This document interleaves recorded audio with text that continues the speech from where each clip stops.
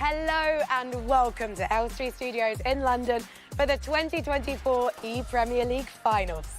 We are live from the George Lucas stage, which has been graced by some of the biggest shows in the world and Hollywood royalty. But this weekend, it is the stage for 40 of the world's best EA FC players. They are representing the 20 Premier League clubs on Xbox and PlayStation and are set to battle it out across 2 weekends of elite esports action, with the winner crowned ePremier League champions 2024.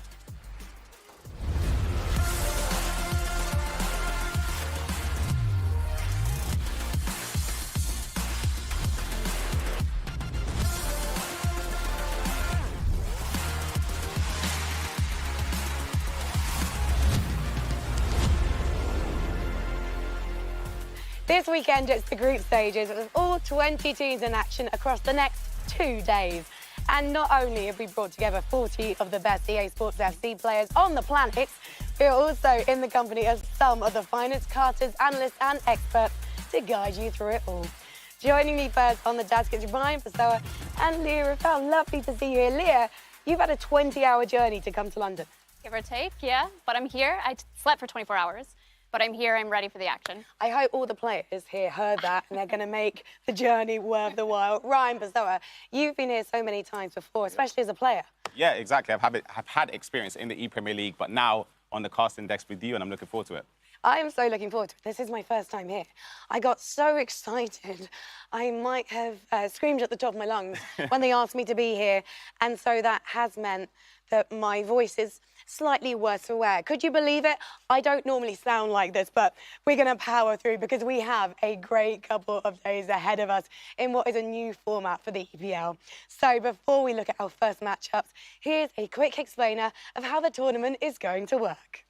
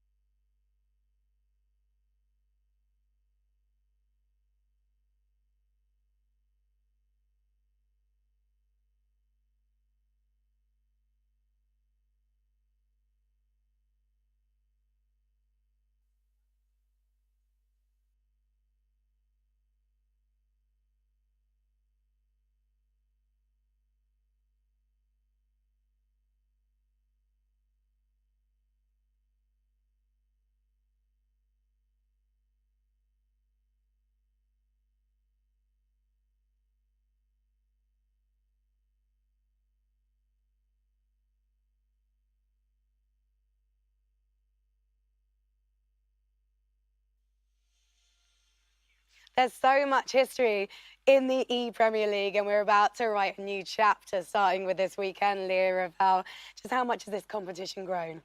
I think significantly. Obviously a different format, as you mentioned, this year, so lots of importance. Some returning champions, Shells and Tekkz, and some brand new faces that we've never seen before.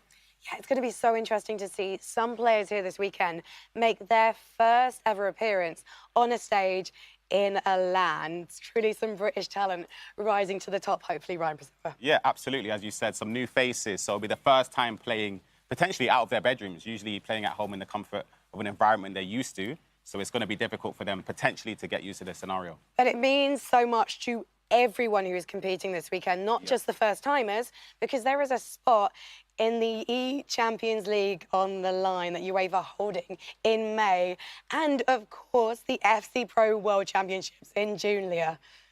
Definitely. I think, as you both mentioned, a lot of importance, especially with the difference in format. So there's a lot at stake for these players, and every single one of them are going to want to qualify. Yeah, I can't wait to see how the action kicks off later today, because there's so much on the line for these players over the next few days. So let's have a look at the group draw, kicking off with Pool A. This is the lineup. Today, we'll be focusing our attentions on Group A and B, with Group A up first. Led by Manchester City with former EPL winner Tekkz and Spanish champion Bonanno. Their main threat could come from Chelsea, but keep an eye on Burnley, who could spring a few surprises. First up in round one is a big game, huge, with Man City taking on Chelsea, with Everton and Burnley also kicking off their campaigns. There is amazing games of FC24 to kick things off this weekend. But over at our analysis screen, I found Mr. Richard Buckley, so it would be rude for me not to say hello. I haven't seen you since Monday. Hello, how are you?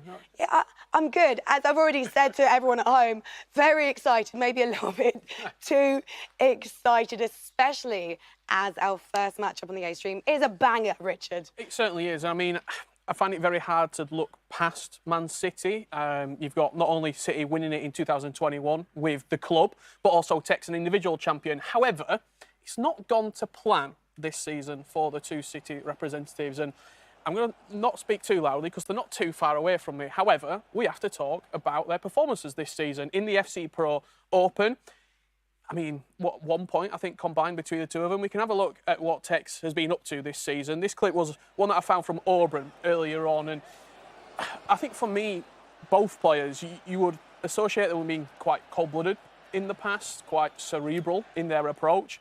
And this season, it's just been those last couple of moments. Tekkz is sat right there watching exactly what I'm talking about. But it's those small margins that just haven't been going with them. Let's have a look at Bonanno's sort of. I mean, this is another Tekkz clip. I got a few against Levy.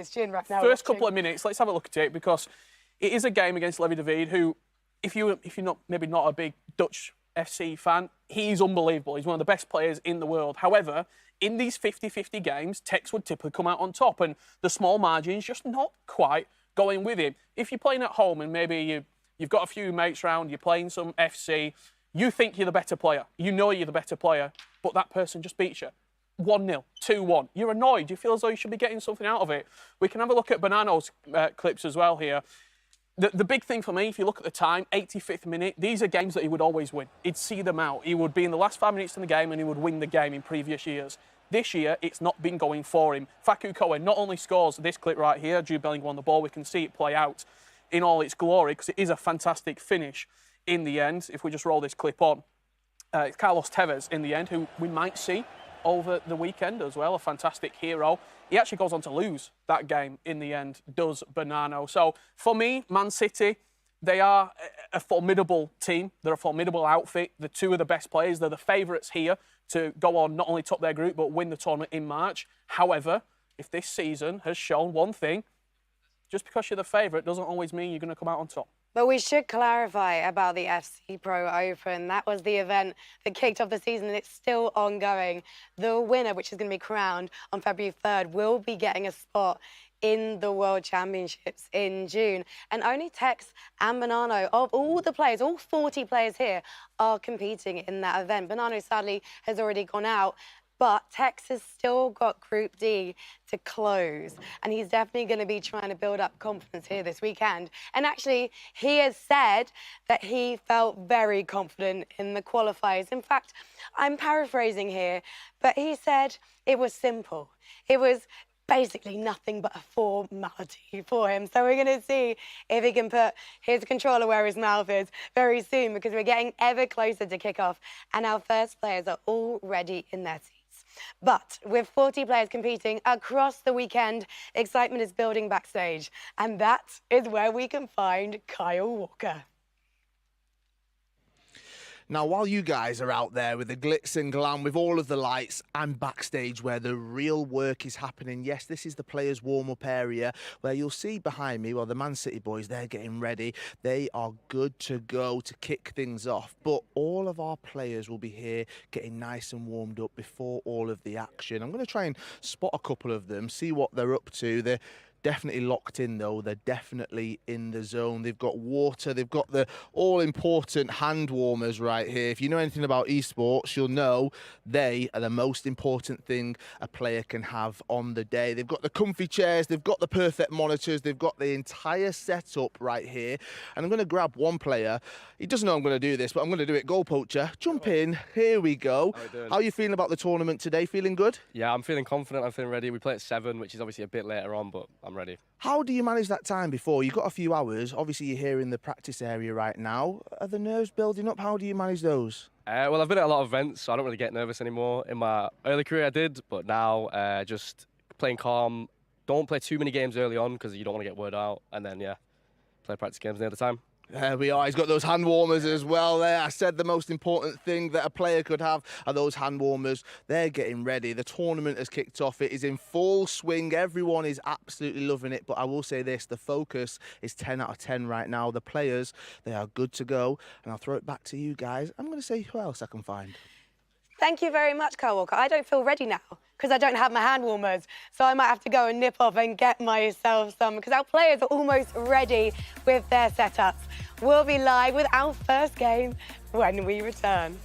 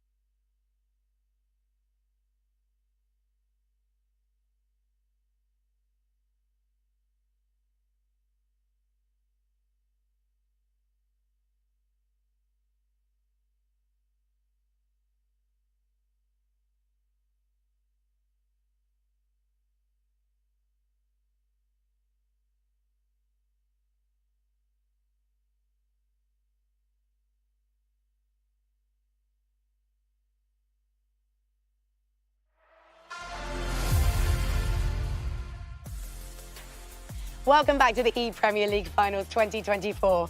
We are just moments away from our first round of games. Here is where viewers at home will get a choice of which matches to follow.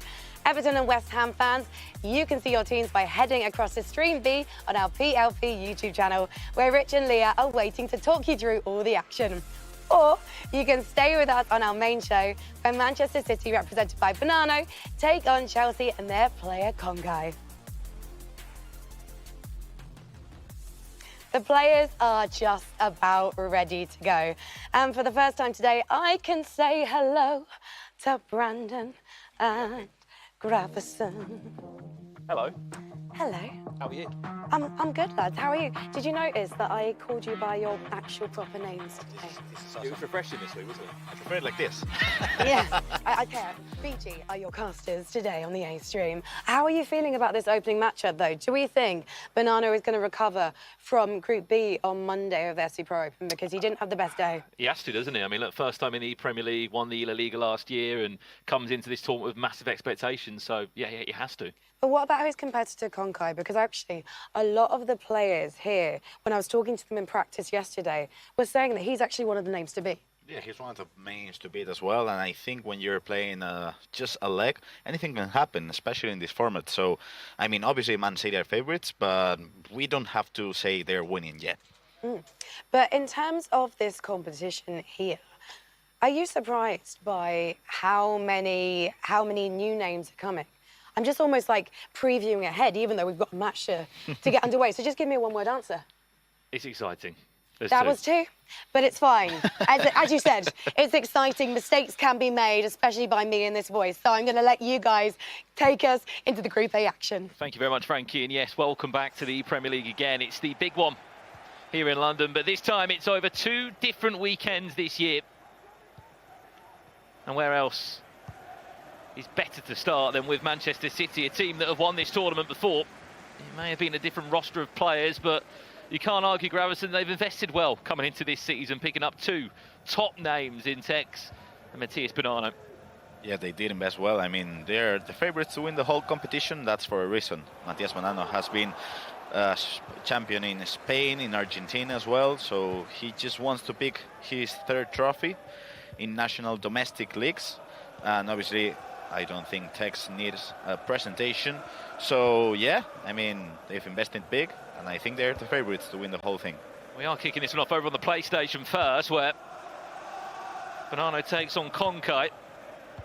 And as this game is underway, Tekkz takes on Jack Sharp of Chelsea, who has featured a few times in the Premier League for multiple different clubs. This time back again to represent Chelsea. Keep in mind there is a maximum of 6 points that the team can win from each individual matchup. There is not an aggregate scoreline. For example, if Bonanno was to win on the PlayStation, Tekkz also wins his match on the Xbox. That's a maximum of 6 points. And what we are sort of teeing up today, Gravison, is the chance to get top spot. You finish top in the group, you go automatically through to the semi-finals of this year's ePremier League. Alongside that, you guarantee yourself £5,000 in the process. That's what all these teams' eyes are on today. Yeah, especially, you know, just if you qualify top 1, you'll be comfortable when pretty much the different teams and players are just fighting for their lives in the second week. You'll be comfortable waiting for people to win. So top 1 is a huge thing to fight for today. It was top 8 last year, wasn't it, for Konkite, who did represent Aston Villa at the time. Has made a bit of a journey from the Midlands down to London to represent the Blues this time. To Matthias Bonanno, as we said, rich history in this competitive e-sport from all over the world. Great runs in multiple tournaments outside of the Premier League. Looking to have a great start here. Keep in mind we are playing on Ultimate Team, which does follow the usual restrictions in the Premier League. You're allowed to use icons and heroes that have featured in the Premier League. Here's David Ginola for Matthias Bonanno, looking just to get his first goal of this one, just to make him feel a little bit at ease. I feel like if you compare Manchester City to a lot of the other clubs here, Gravison, there is a massive sort of lump of pressure, you could argue, on their shoulders, knowing what is on the line. Here's Mohamed Salah, comes off the boot of Virgil van Dijk. Keep in mind, that's not Team of the Year Virgil van Dijk. Team of the Year items weren't allowed to feature in this year's ePremier League, just because it only came out last night, to be brutally honest here. Fingers crossed we will be seeing the full Team of the Year in action come March for the final showdown there. But as I was saying, Gravison, sorry, just the pressure that this Man City team have on them, maybe compared to other players who are just playing in their first event ever. Yeah, maybe this their first event, and you know, when you're representing pretty much a team like Man City, this is a nice player luck. No, failed. But yeah, pretty much it's a huge thing, because you know they've invested money in you. You know, you have the pressure to win the whole thing. So top 2, top 4, top 8, that's not enough. You have to win the whole thing, and yeah, that can be pretty much a difficult thing to handle in a position like Tekkz and Matthias. And I wanted to mention as well how Konkite, the Chelsea player, isn't using Haaland, which is surprising. Maybe you want to jump over the squad bid requirements, Brandon? I think for those that are wondering why Marcus Rashford is wearing a Manchester City shirt, that's because, as I said, we're playing on Ultimate Team. The squad building requirements that you can use any Premier League player or former Premier League player in the form of a hero or an icon that has had a time or a spell in the Premier League in their career. And it allows for all the competitors just to have the most even playing field there is. As you know, if you are keen a player of this game, every player has their own individual rating. So we had to give the players the best of the best to use here. Here's David Ginola. Speaking of one of those heroes, he's one of them. Looks for a cutback, finds Mohamed Salah! And it will be Chelsea that will have the first breakthrough on the broadcast in this year's ePremier League.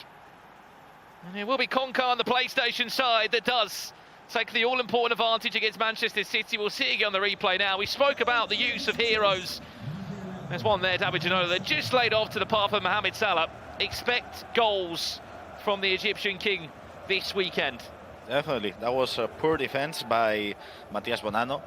It was a difficult defense as well because it was a 2v1 situation, but I think he panicked a little bit, especially with the second man press. And Konka did score a good goal with Mohamed Salah. Really good finish. And now, maybe another chance? Ginola. Oh, that was lucky. But great goal by Matías Bonanno. He was lucky on the rebound. And just a few moments after conceding, he equalized the goal. Well, he's able to, isn't he, respond like that? David Ginola. I mean, you can really question the goalkeeper there, Schmeichel. Again, you just expect more from the icon goalkeeper. When the ball's going to bounce like that, Matías Bonanno is not going to say no. We're straight back down the other end. This has been a crazy first 42 minutes in this game. There's the one more pass. Rashford looks to dance in the box. The reverse elastico was tidy, but the defending was even better. That's just a little hint of what Konka is going to offer in the final third. This 45 minutes, Gravison, has gone so quickly. I mean, we have our last chance. No, this is it. End of the first half. And this has been intense. It certainly has been. 1-1 is the scoreline here over on the PlayStation side of this game. As we said, there is an Xbox game taking place with someone that has already won this tournament before. It was the first ePremier League 6 years back now. But we're hearing coming into this one, it's actually the Chelsea player of Jack Sharp who has had the better of the start in this game. It is Man City 2-0 down. Whoa. And we're seeing the goals that did go in. It was a pretty simple rebound for Ginola on the first one. And it came from another corner on the second goal as well. It's a terrible touch from Kai Havertz. And then it's what Jack Sharp does here from it. Virgil van Dijk punches it into the feet of Rashford. Next thing you know, Tekkz 2-0 down in the first 45 minutes there, Gravs. What we expected at all. And no, especially coming from a corner. And in both goals, Van Dijk did a huge driven pass, which passed over 3 or 4 players, which you don't expect, especially in FC, because Van Dijk passing stats are not that great. Obviously, his defending stats are pretty much the best in the game, but that's interesting. And Man City are suffering in this first round. As we said, keep in mind you can get 6 points per fixture. If you win on both consoles, you can get maximum points. As it stands, it would be Chelsea that would take 4 points if the scores would stay the same. Obviously winning 2-0 on the Xbox and in a drawing scenario here on the PlayStation where we have all our eyes at the moment. You have just tuned in. This is the group stages today of the Premier League. We bring you Group A and Group B of the action. Half the squads will be in use. Quick update coming in from our Xbox game. Which way has it gone? Is it a goal back for Tekkz? I think it may have just been that. David Ginola with a little step over exit, passed it into the feet of Heung-min Son on the stroke of half-time. He'll be happy to go into the break of that one. We know how important play styles are at the moment, and that was a really good finesse shot by Tekkz. Trails to what goals to 1 in the break.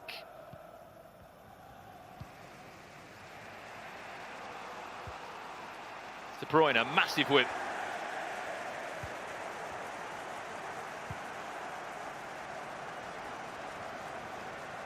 German cross? No.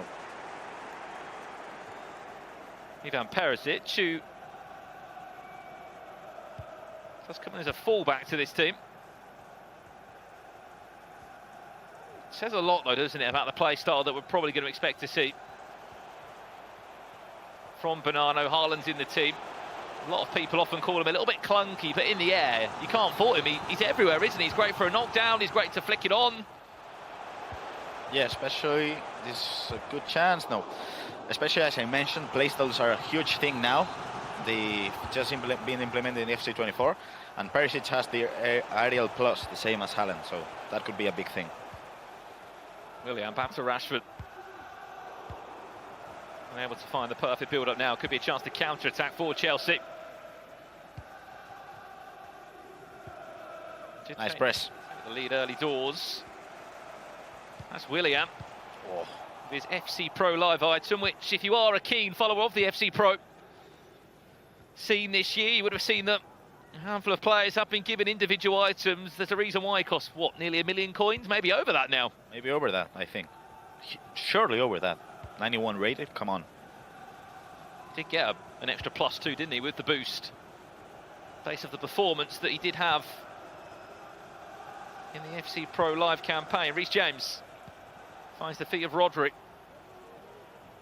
And in just a few weeks' time, we'll have an even better variation of his in-game item to use.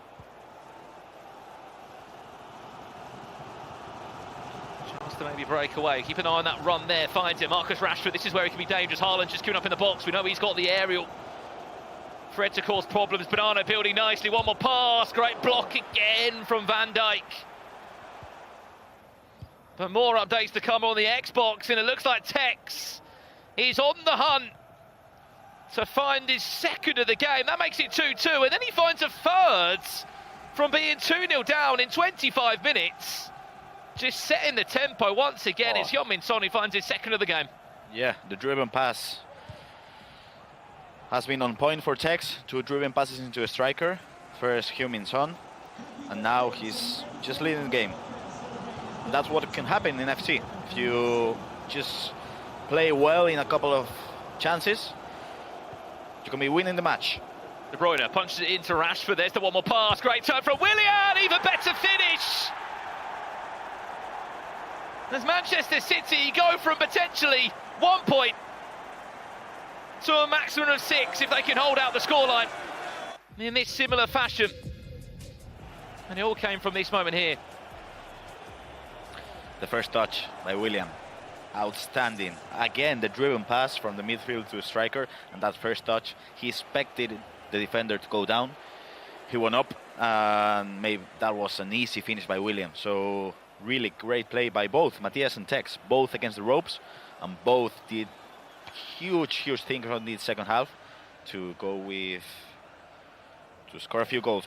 But yeah, I mean, at this start they've been playing amazingly second halves. You have to remember on top of it, Graf, 6-minute halves. A lot of these guys used to play 9-minute halves, having more time in the games. These are 6-minute halves. The games are really quick compared to sort of the traditional style of competitive play they're used to. And I do think driven passes are going to be huge today because of De Bruyne and Gullit. Passing stats are all over the place, so I think we're going to be seeing a lot of driven passes into the strikers today. Konkai looking for an equaliser! And he may have just done that. We said keep an eye out for the driven pass, but what about the finesse? That'll be going in again and again and again. Yeah, I don't think that was a huge effort by Matti defending. I think he got a bit lazy with the player switching and with the goalkeeper moving. He didn't do enough in both of them. So Konkai did score a huge goal with that finesse. The playstyle plus by Heung-min Son. All to play, 10 minutes left. Play 2-2. As we said, Manchester City would still be on the way to 4 points if Tekkz can hold out. His first win there, as we said, he was 2-0 down in the game.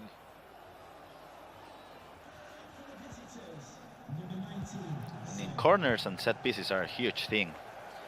As we saw, 2 goals from that. That could play a huge factor today as well.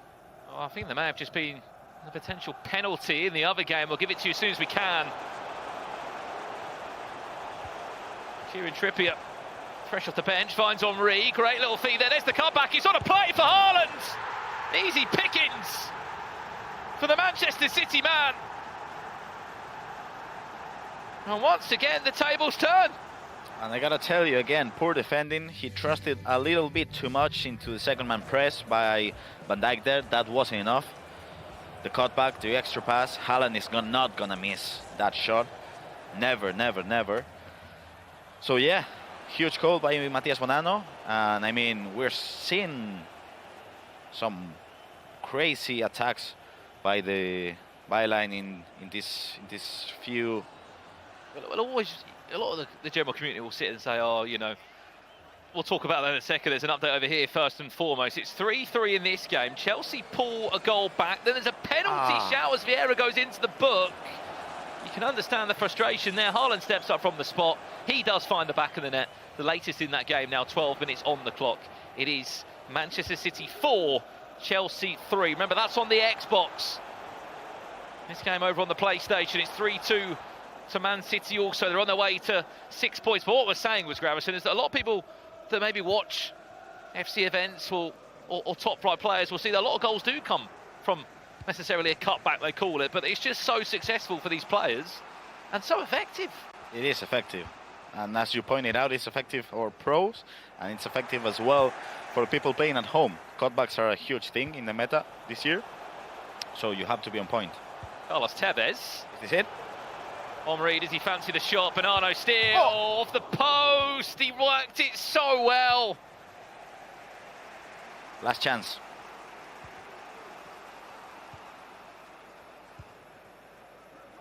Chelsea looking for a point. First one of the Premier League this year.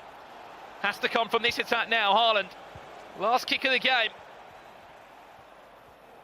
Heung-min Son finds Rashford. It's still not dead yet, this one. Just needs to find one perfect tackle to stop the attack coming in. There it is from Van Dijk.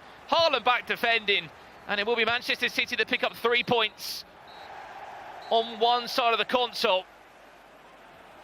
And there is just a couple of minutes left, I believe, on the Xbox game between Tekkz and Jack Sharp. We'll join it live now. And there's been another equaliser for Chelsea. We've been missing some of these Chelsea goals. Jack Sharp has given Tekkz a really good game, especially when it was 2-0 up. He threw that 2-0 lead away, but he hasn't shown him any respect. Former ePremier League champion in Tekkz. Last kick of the game, maybe. Last couple of minutes here. For one of these two to find a winner. Or are they happy to take a point? That's a mistake, surely. Finds Heung-min Son! You cannot make mistakes like that, because he will punish you every single time. We can see Tekkz now not feeling too happy about the goal, because I don't think he's happy with his performance overall, but that's a huge mistake. You cannot do that. There was just a little bit of hesitation there, wasn't there? The ball came into Haaland. There was 3 minutes left in the game, and I think at that moment Jack's probably thinking, do I want to attack? Do I want to take a draw? That's the thing, as you mentioned, you didn't know if he was going to just keep the ball or maybe attack for the last kick. But as you said, like, that's the same thing you have happening over there in your mind. You know, I played professionally over the years, and I mean, it's just in a second when you think, that's when things go down. Because, like, if you don't think, that's when you just do things. But if you have just a second to think, that's bad, because you'll overthink and then you'll consider a goal like that. Yeah. Next thing you know, you're in trouble, aren't you? Again, Yep. but for that, these first games were officially your first taste of the ePremier League. You can't be disappointed. We've been full of goals for you, haven't we? Both games have been full of goals. Only 6.5 halves these as they have been attack, goals galore. But Manchester City, minutes away. We are waiting for a full-time whistle in that Tekkz against J Sharp game. 6 points. At one point, they were getting 1 point. Got 6. Yeah. Or not. Chelsea and Jack Sharp have just come back again against Tekkz in that one. 5-5 between the two. Well, City get on the replay. 89 minutes left on the clock. We thought maybe it was done. And then this happens. Well, it finds the feet of Willian into Rashford. And to be brutally honest, it just goes through the body of Schmeichel, but the green time finish it looked like he had made all the difference there. It looks like they're not getting 6 points anymore. They're getting 4. They're getting 4, yeah. And if they want to top the group, I mean, starting with 6 points, it's something you want to do, because now you start dropping points, and I mean, you got to aim for that top 1 spot on the group. But yeah, still, Tekkz has one more chance. Last kick of the game for him. Well then, 20 in-game seconds. I think that's it. Unless there's enough time for Tekkz to find one more. No, it won't. 10 goals between these two in our first game.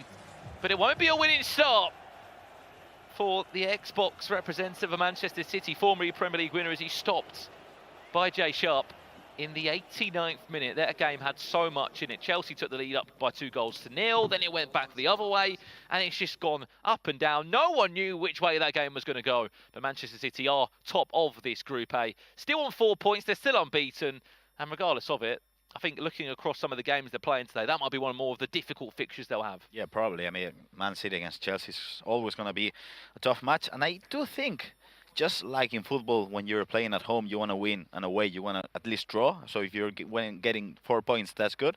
I do think if you want to top the group, 4 points per round, I think it's going to be enough. So, I mean, Tekkz is obviously going to be disappointed, but I think it's a good result for Man City. Yeah, remember, if you finish top of the group, you will also go to the top 4 of this year's ePremier League tournament, picking up £5,000 in the process as well. That's what these players are playing for this weekend. Then we're back again in March, where all the clubs will go head-to-head, but this time it would be a straight knockout tournament.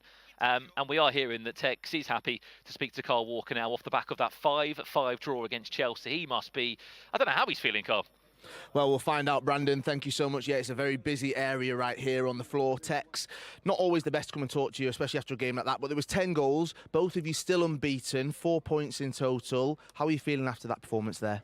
I didn't even play bad. I just conceded some very, very bad goals. Hopefully we see them on the timeline later. I mean, it must be frustrating for yourself, obviously, to go ahead so far into the game and then to concede that one so late in the game. Something that you need to maybe look at and work on just before this next one coming up? I mean, I guess so, but that game, what happened there, was absolutely ridiculous, man. Like, all the goals are winning, a bit annoying, but you'll see it on my YouTube if you watch. There we are. You'll be able to see them on the YouTube, definitely. Stay positive, though. We've still got another game, and you've got a huge game that's coming up in your next round. What do you think you've got to do now just to take yourself out of that, forget about that last game, and go into a more positive mindset, Tekkz? Look at a few of the players in my team, maybe, and just switch them up a little bit, because, yeah. Right, well, I can see some of the frustrations. I'll give you some time to do that. Matthias Bonanno over there looking poised, looking focused in the background. He gets all 3 points on his side. For Tekkz, it's 1 point. But for Manchester City, 4 points in total. Looking at this, I mean, what a start to the day it was. I think we're going to have plenty of goals coming up if this one's anything to go by, Frankie. Thank you very much, Carl. I'm anticipating every ball hitting the back of the net today, and you've got to appreciate Tekkz. Might not be happy with the performance, but he managed to get in a plug for his YouTube channel. Never change, Tekkz. It is time for a quick break, though, because we've got to get ready for our second round of matches and the first outing for the Burnley boys.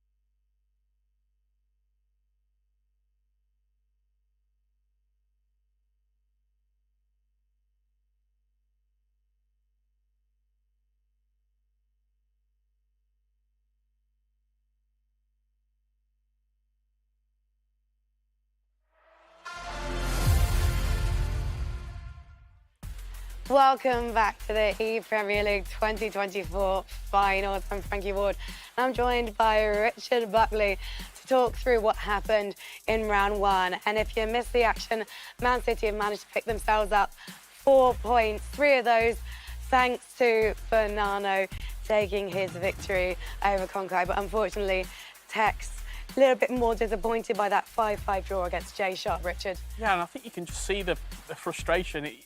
He said he wanted to do the interview with Kyle. He said, yeah, I'll do it, but he wanted him to get out of there straight away, didn't he? The frustration was there. Conceding a late goal is always annoying, and it'll be interesting to see how they bounce back now. Do you think it is a case of simply changing his starting 11? No, I don't think so. I think you've got to give credit to Jack Sharp as well. He's a great player. He's been here at multiple tournaments before in the ePremier League, and he's got some good results to his name. He's not gone on to win a tournament like Tekkz has in the EPL 2019, but he can perform like that. And I think Chelsea, they're a little bit of a dark horse. That's the thing. I thought they were going to be seeded higher. Konkai and Jay Sharp, they specifically wanted to play together. They're very confident in each other and what they can do individually. And they probably have been keeping their eye on the Man City boys recently and gone, yeah, actually, their confidence is probably not 100% right now. If you want to win the tournament, they're the favourites. So you probably like them in your group. It's sort of a measuring stick. Where are we? How good are we playing? I mean, Chelsea, top 4 in 2019, 2020 and 2021. So they've got a bit of history, have Chelsea, in this tournament. Against Man City, you'll be disappointed, I think, Konkai, against Bonanno as well, to concede so late. The thing with Bonanno, though, was interesting watching the start of that match. It's 1-1, and we're thinking, OK, maybe recent history is repeating itself. Maybe Bonanno hasn't quite picked himself up again from recent results. However, as that match went on, he kept it looking so clean every time he was by the box. He did, and I just want to draw you here. 1-1, 75th minute. What did I say right at the top? He's been losing these games where it's been close. And for me, it's a beautiful build-up. You can just see here, Kevin De Bruyne, he's the architect of it. Just pause it, just roll that clip back ever so slowly. As the ball comes into Willian right there, if we just roll it on probably half speed, pause there, that first touch is beautiful. He turns away from the defender, and that's, you leave Van Dijk sort of just, I mean, he's aimless, unfortunately for him. Technical problems, there we go, we're back underway. Van Dijk, he's got nowhere to go. He turns away from the defender, and now the big question is, where is Schmeichel in goal? Does he move the goalkeeper? If you don't know, goalkeeper movement at home, click your right stick in, and you've got the ability to move with your keeper manually from right or left. You can almost predict the shot. Are they going to shoot to the right? Are they going to shoot to the left? It doesn't really do too much in that department. It gives Bonanno the opportunity to shoot left or right. You can see the power bar, quite sort of a strong strike, 3.5 bars. We can roll the clip on. We see it flying to the back of the net. And for me, Bonanno, from this point, yes, he does concede, but he goes on to win the game, and a good result in the end. With sort of that 3-2 result.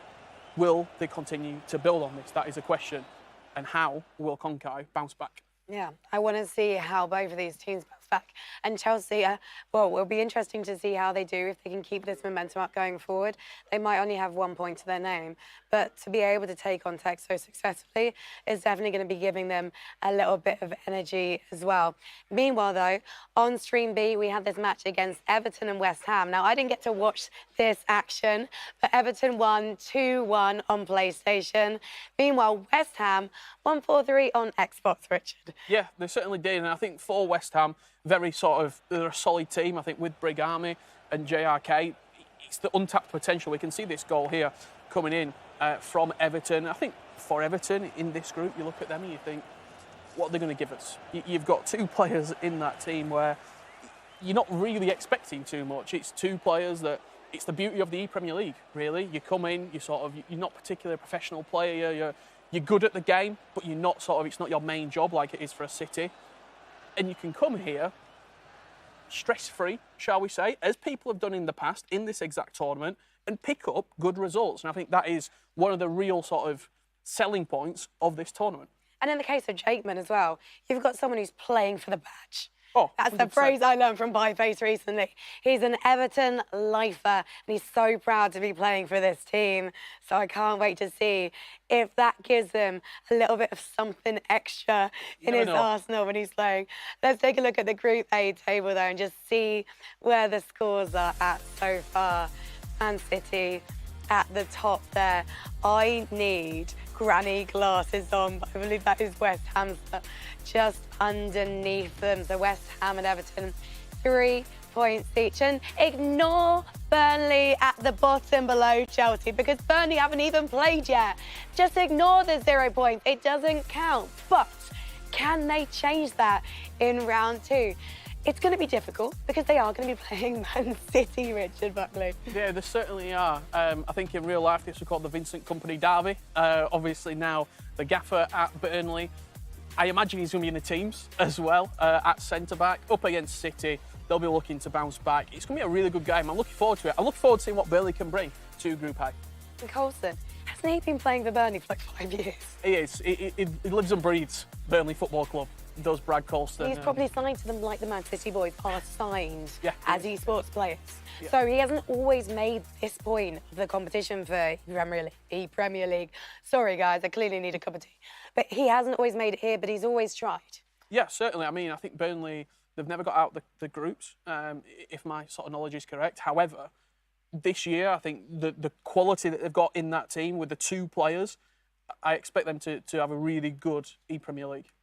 Oh, Salmon also very much a player who's playing for the badge.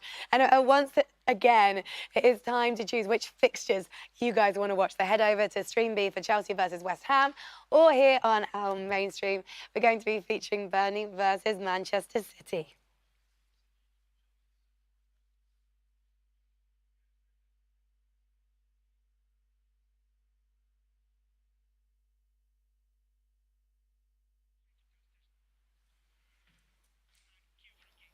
We're going to be heading straight over to our casters.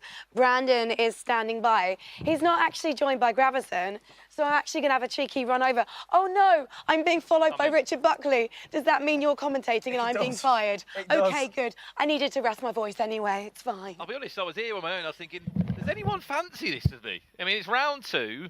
We've got a lot of games to get through today. I thought, is anyone going to join me in the comms booth? There's one man for the job. Richard Buckley, welcome in. Thank you very much. John, this is the first time in FC24 that we've ever had a mic this that we've been able to commentate together. So enjoy this. Hopefully it's not the last. No, hopefully it's not indeed. We got an interesting one, as we said. Tekkz off the back of what was a probably disappointing 5-5 draw for him. Jack Sharp gave him a really good game. Burnley, their first chance to really get some points on the board here. But 2 very committed players that bleed claret and blue. Oh, really 100%. The only time they've played in this tournament, both of these players, they've always represented Burnley. It's the second time that we're seeing Sam and Ahmed on the PlayStation side represent Burnley. He's only played in the EPL twice. He's represented Burnley both times. For Brad Colston, 4 times he's represented the Clarets. Just to see what he can do this time round. I believe the game is underway. We're going to jump into it as soon as we can. I see the PlayStation leg has kicked off with Salman Ahmed in the hot seat there. That Burnley roster has changed quite a lot as of recent times, but their coach that sits behind him, Joey Sharp, formerly of Wolves, this time turns around and says, you know what, I'm not competing this year, I'm going to be a coach. And I think when you talk about that Burnley team potentially moving parts and different players representing them, there's always been the one consistent, and it has been Brad Colston. He's been the guy in there week in, week out, at times propping up this Burnley Esports team. Well, obviously, as we know, Burnley weren't in the top flight of English football last year. We didn't get to see them in the Premier League, but it was the year before that. They did get a top 16.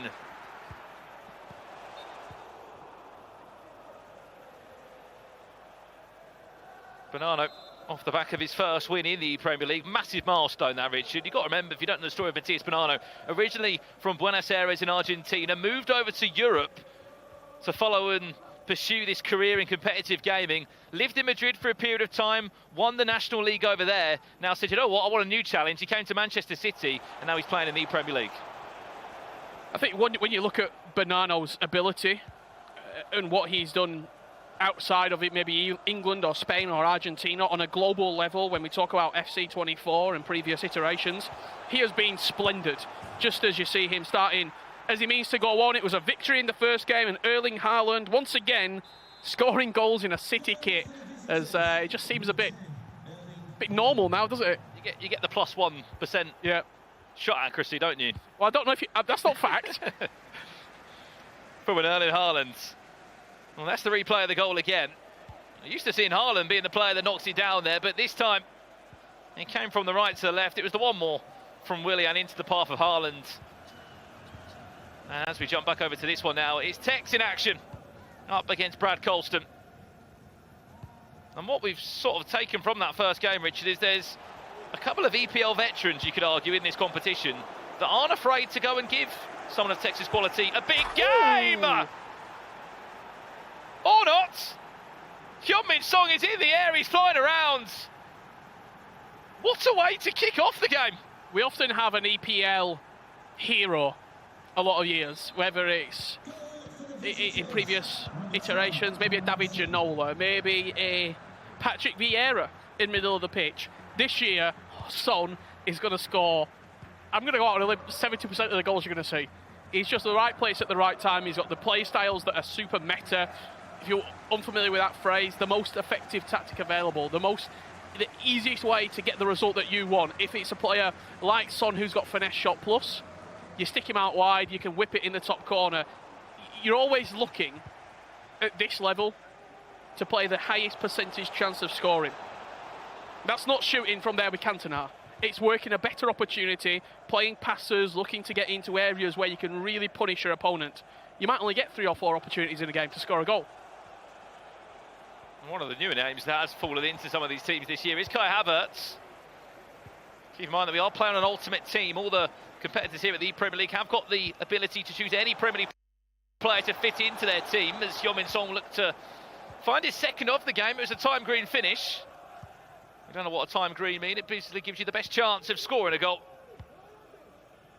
As that triangle above the player's head just flashes up red. It what a switch! switch! Be flying into the back of the net. Speaking of Kai Havertz, he's involved in this first Burnley attack that we are seeing from Brad Colston as he looks to cut it across. And it is Andy Robertson that just about plays Tekkz out of danger. And we have an update for you in the other game. Matías Bonanno has found the back of the net on the PlayStation. I tell you what a goal this one is. Fantastic build-up.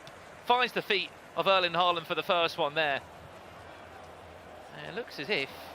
Made it 3. Yes, he made it 3 goals in the end. 3-0 in 28 minutes. Matías Bonanno is on a rampage at the moment for Manchester City. There was a bit of talk about what Bonanno was going to show up. If the Bonanno that dominated back in 2022, that has gone on to win a Spanish La Liga trophy, defeating some of the best talents in Spain, if he shows up, there's a good chance he picks up maximum points from his select 4 matches on the PlayStation for Man City. Oh, there's a Trivela! Oh! How about that one? Thierry Henry! Firstly in a Burnley shirt, but more importantly scoring. That type of goal. Brad Colston back into the tie. Keep an eye for that one. You mentioned how dangerous that finesse shot was going to be, Richard. If you don't know about the Trivela, you've got to tell the people. I mean, what a crazy goal that one was. Ball out wide, hold L2, you activate that Trivela animation. Especially if you're using players of this ilk, an Henry, a Kevin De Bruyne, David Ginola. You get the angles right. That's what it's all about, the angles. Shooting at the right space around the box, shooting on the player's stronger foot to make sure that you're really whipping it into the top corner.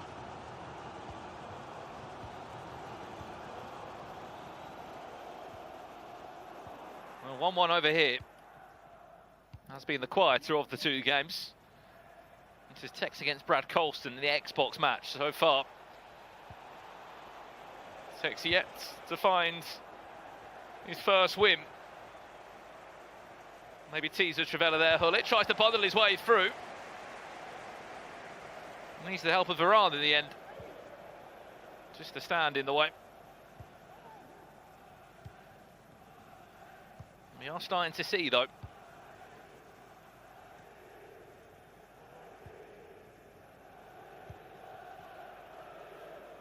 some of the builds to these ultimate teams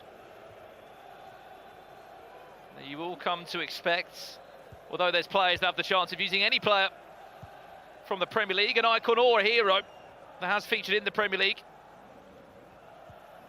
You will probably start to understand, as Rich has been saying, the meta items, which are best in all the areas. You're going to be seeing Kevin De Bruyne, you're going to be seeing Ruud Gullit, Van you're Dijk going to at see Rafael centre-back. Varane doing that maybe once or twice. He does get dispossessed it.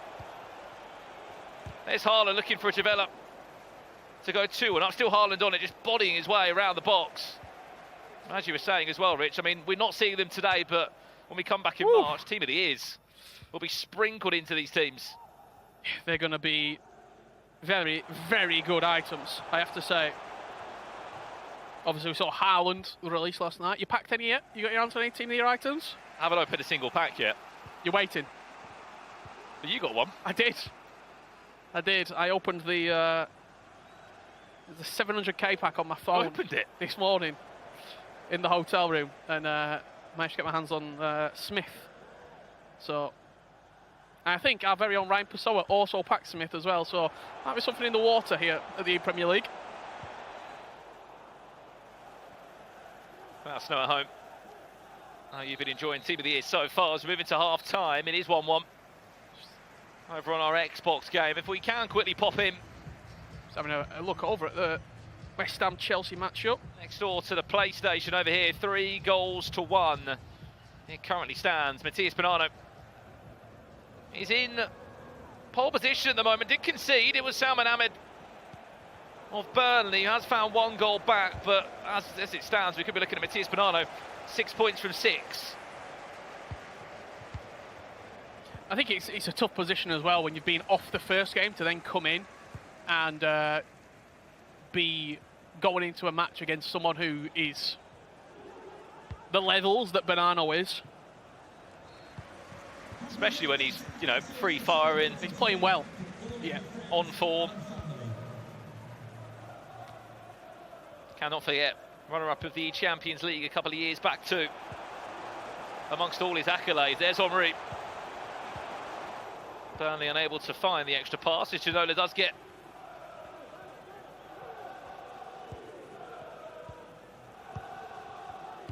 dispossessed. Thoughts on Beasley in at left back? I saw him at first, and I didn't even know he was eligible to play. Premier League hero. Sorry. And here's the American. Can play as a left back. And from what the pros are saying, it just seems like he's a go-to. One of the go-tos. I think Tekkz figures in Robertson. Have seen Robertson pop up for Tekkz. And I've also seen what looks to be, is it Kai Havertz? Yeah. Great SBC when he was released as well. Here's William, that FC Pro Live item, finds the feet of Rashford. Bonanno makes it 4. As he really starts to make a name of why he's come over to this tournament. Red timed from Bonanno. You see the build-up play here once again. Willian, that driven pass into the feet of Rashford. He sold the defender one way. He moved the ball over to the right. In the end, the red time finish. He talked about the green time. You wanted to succeed, have the best chance of scoring a goal. Sometimes the Reds do go in. Look at that scoreline. Well, we missed the goal. If we can play it in at some point, we'll try and do that. But Burnley lead in 2-1. This is the game which features Brad Colston and Tekkz. Tekkz with this chance to Haaland! And as we join it, we all square it 2-2. That was an interesting corner, by the way. It just took a really weird swing, but more importantly, the goalkeeper... I've got eyes on the goalkeeper. ...was nowhere. I mean, even in terms of just an auto-lock on that. Yeah, the goalkeeper would be getting a few question marks. This was the goal that we did miss from Brad Colston to put him 2-1 up. It was just after half-time. Let's have a look at this corner. It's whipped in directly from De Bruyne, sort of outside the right boot. Really, I mean, direct from KDB. Tekkz with De Bruyne. Only as far. Surprised we're not seeing Yaya Toure. Or Ramirez. Yeah, Ramirez. But then how do you get into a team... You're dropping KDB or Hullet. That's what I'm saying. There's just no room, is there? Disguises that pass well. I think there has been the blessing, you could argue. There's been so many more good Premier League heroes added into the game this year. Ginola from distance. There was no timing of the shot there.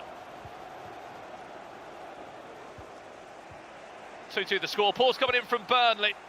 Hold on, mistake Nice at the back. Havertz again. He's a bit of a strange one, Havertz, because he is a left back, or a full back, should I say.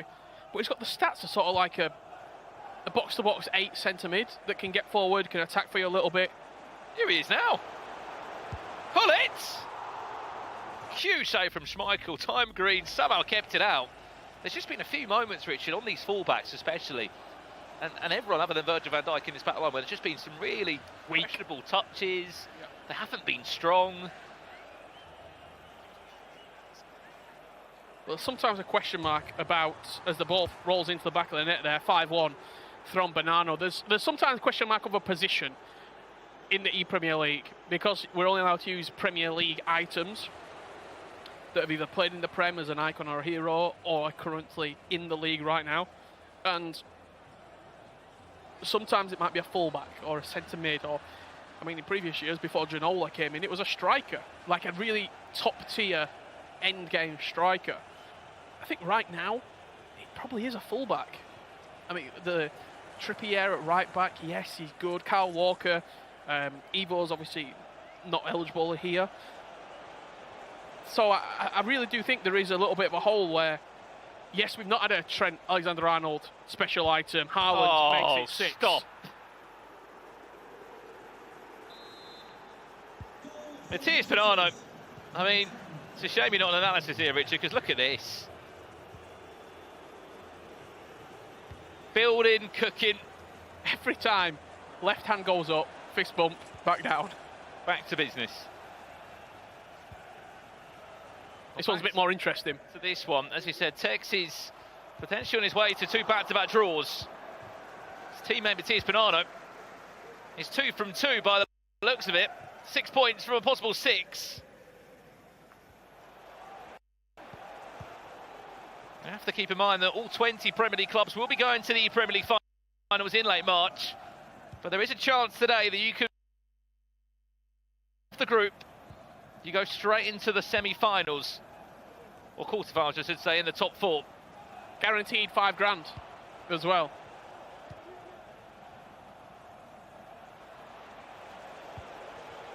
And only 3 wins away from booking a place as champion. There's Haaland! Who somehow is stopped by Virgil van Dijk. What can we see from this corner? Tekkz did score from the last one he had. You see Hull at the back post, and just try and avoid what's going to come in now as Haaland's there again! What is this corner that we're seeing from Tekkz on 2 different occasions? Take notes, because there is a new corner in town. I think Brad's reaction sort of summed it up for everyone. He's just like, what do I do? Like, what is that? I've not seen that before. De Bruyne, flat delivery, over the top of the keeper, taking the goalkeeper completely out of the equation. And when you've got Haaland at the back post, aerially dominant, all you need to do is just nod it in. Something off the training ground, that is for sure. And often we say as well, Rich, when games are so tightly contested, it does fall down to a set piece. Yep. We're seeing Tekkz 2. 2 corners, exactly the same. We have a full-time result over here. Matthias Bonanno, 6 points on the board, a 6-1 win, a huge result for the Argentine. Up against Salman Ahmed on the PlayStation of Burnley. It will just turn now to his teammate in hope that he can get a point out of this one. Otherwise, it looks like Burnley will be on the way to their first double defeat. 0 points from 6, unless Cantona's got other ideas. Power shot from Cantona there, holding L1 and R1 together. Take full control over the shot, most powerful. Outside the boot from De Bruyne, falls back to Hull, who's going to have time in the air. He's on. He's onside too! And he's doing everything he can in his power. The time the shot green, but Schmeichel has been in the way again. Burnley on the hunt for an equaliser. Oh, that's nice. Exit there from De Bruyne, or the step overs, Kai Havertz. Just doing enough. Can Tekkz look to break? He can. Havertz goes down to ground as Son. See, for someone as tall as they are, he's been shrugged off the ball a little bit, hasn't he, Havertz?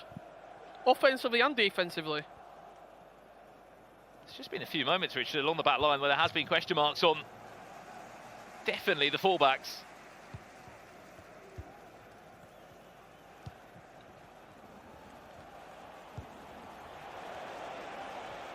Ginola, there's options running forward now for Tekkz to try and put this game to bed if he wants to.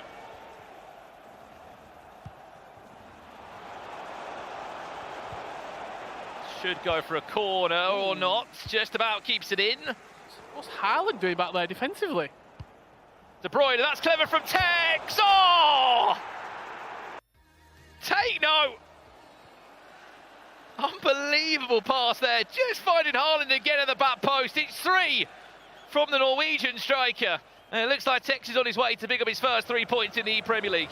I felt like I watched it in real life. De Bruyne whipped round the defender. Haaland at the back post, tapping it into an empty net.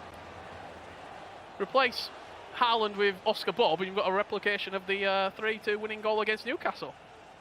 You really do. I mean, the timing of that one made everything. It just felt like it was offside because he had that much time. He triggered the run at the top of the screen and just tapped L1, sent him forward, or maybe even flicked the right stick and sent him past that defensive line. As soon as he was past the last defender, it gave De Bruyne maybe a half a second to be able to play that ball into the path of Haaland. Goalkeeper was just taken out the equation completely.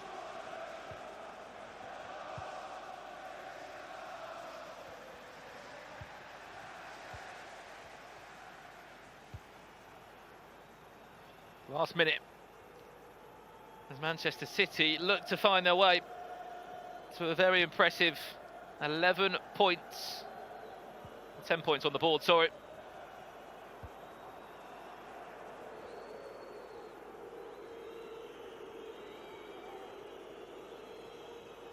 From a possible 12. Added time of 2 minutes. Is he onside? He is, Hullet.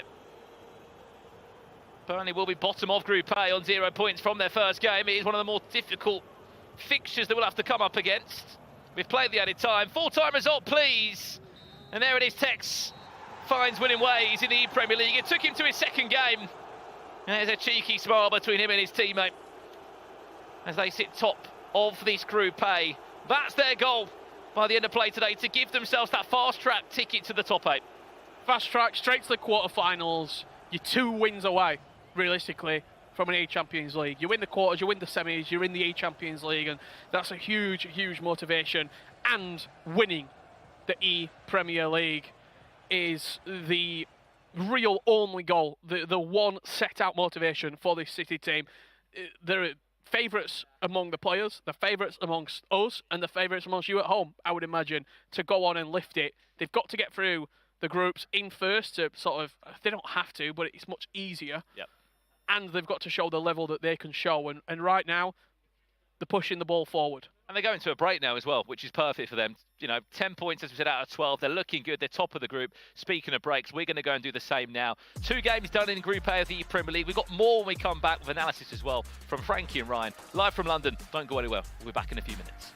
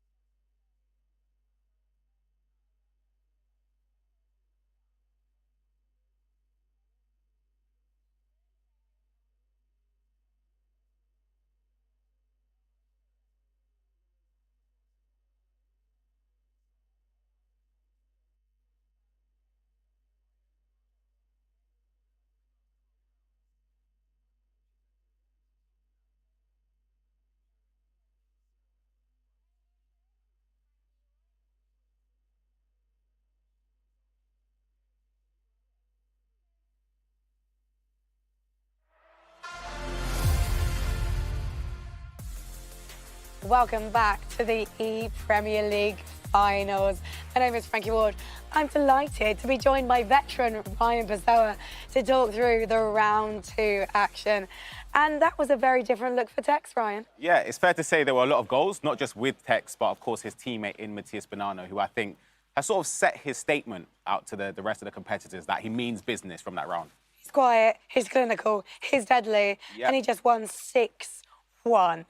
Absolutely insane. Poor Salman Ahmed just could barely get a touch in. Yeah, he was caught off guard. Of course, the first round, they didn't have a fixture. They were the ones that were sitting out. So maybe he came into a game against somebody like Matthias, who, of course, had a previous round, had the heat and the warm-up going into it. So he showed that he started off scoring from the moment the game started. So he came in with a lot of confidence, and it showed. And in our matchup of Tekkz versus Colston on the Xbox, it was Burnley 2, Man City 4. And it was an absolute pleasure to watch Tekkz really find his feet and find it with Haaland, who is a player he's not really been associated with picking this season. Yeah, absolutely. You'd associate Tekkz with the more nimble players, the ones that can twist and turn, the 5-star skill moves to help with his build-up play. But as you said, Haaland was vital for him and for Man City to break the deadlock and create a lot of goal-scoring opportunities for him. And we know that Tekkz, since he joined Man City for this season, he has been forced to drill those set pieces. They've been like, you are taking corners. And Tekkz is like, when I finish vlogging, I'll take my corners. And it's obviously been paying off. Having Haaland's height, having that aerial ability by the box, is just helping him out so well. Yeah, you saw how ruthless he has been through set pieces this year, but it was showing clearly against Brad Colston, who genuinely, you saw from his reaction, had no way how to stop it. It was a knuckleball free kick twice, whipped into the back post.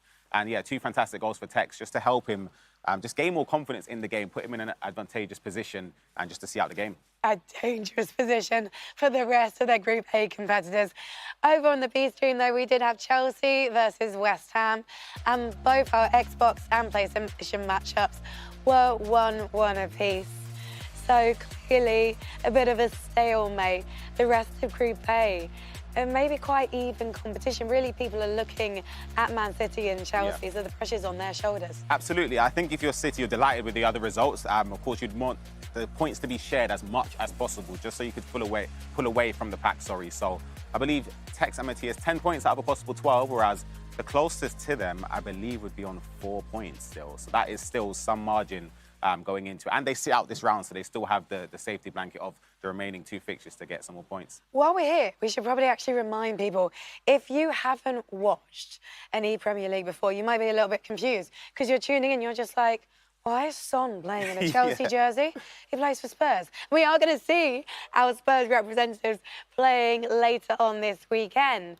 But the reason is, Ryan Pessoa, that basically our players can draft from Premier League players. Yeah, it's an open pool of players that have represented the Premier League in the past, whether it's a hero item or an icon item, the likes of Ruud Gullit, you've got Tevez, or it could be current players. They don't have to be associated with that specific club. So, for example, we've seen you could use Haaland if you're representing Everton. You could use Nkunku if you're representing Man City. It doesn't matter. All that matters is just the player roster is from the Premier League. You can see there's a lot of options available for the players. Yeah, I'm looking forward to seeing some more unique drafts as we go through the weekend. But let's take a look at the table. Manchester City in their expected position. Well remembered, great math, Ryan. 10 points to them. At the bottom, we have Burnley with 0 points to their name. However, they have just had to face off against Man City, and they've only played 1 round so far. Yeah, exactly. They're starting off in a tough position, playing arguably not just the hardest opponent in the group, the hardest opponent in the whole tournament. So you could say they're, on paper, their next fixtures should be a little more favourable for them. As we see the next round of fixtures, Frankie's Everton up against Chelsea, which would be the main stream, and of course West Ham United up against Burnley. Of course, we just mentioned Brad Colston and Salman trying to redeem themselves in round number 3. This is going to be a really tough one for the Everton guys. Clearly a lot less experience coming into this one than the likes of Jay Sharp and Konkai. Yeah, absolutely. Jay Sharp and Konkai, they've had previous experience in this tournament. They've had previous experience in other tournaments as well at LAN in person. Whereas, as you said, Daniel and Chris, they're new to the scene. This is their breakthrough moment, their opportunity to showcase their abilities on the main stage. So, yeah, I'm sure they're relishing that. No pressure, boys. No pressure whatsoever, because Burnley and West Ham kicks off shortly on Stream B. But the guys we've just been talking about, they are our main show. So let's get ready for Everton and Chelsea.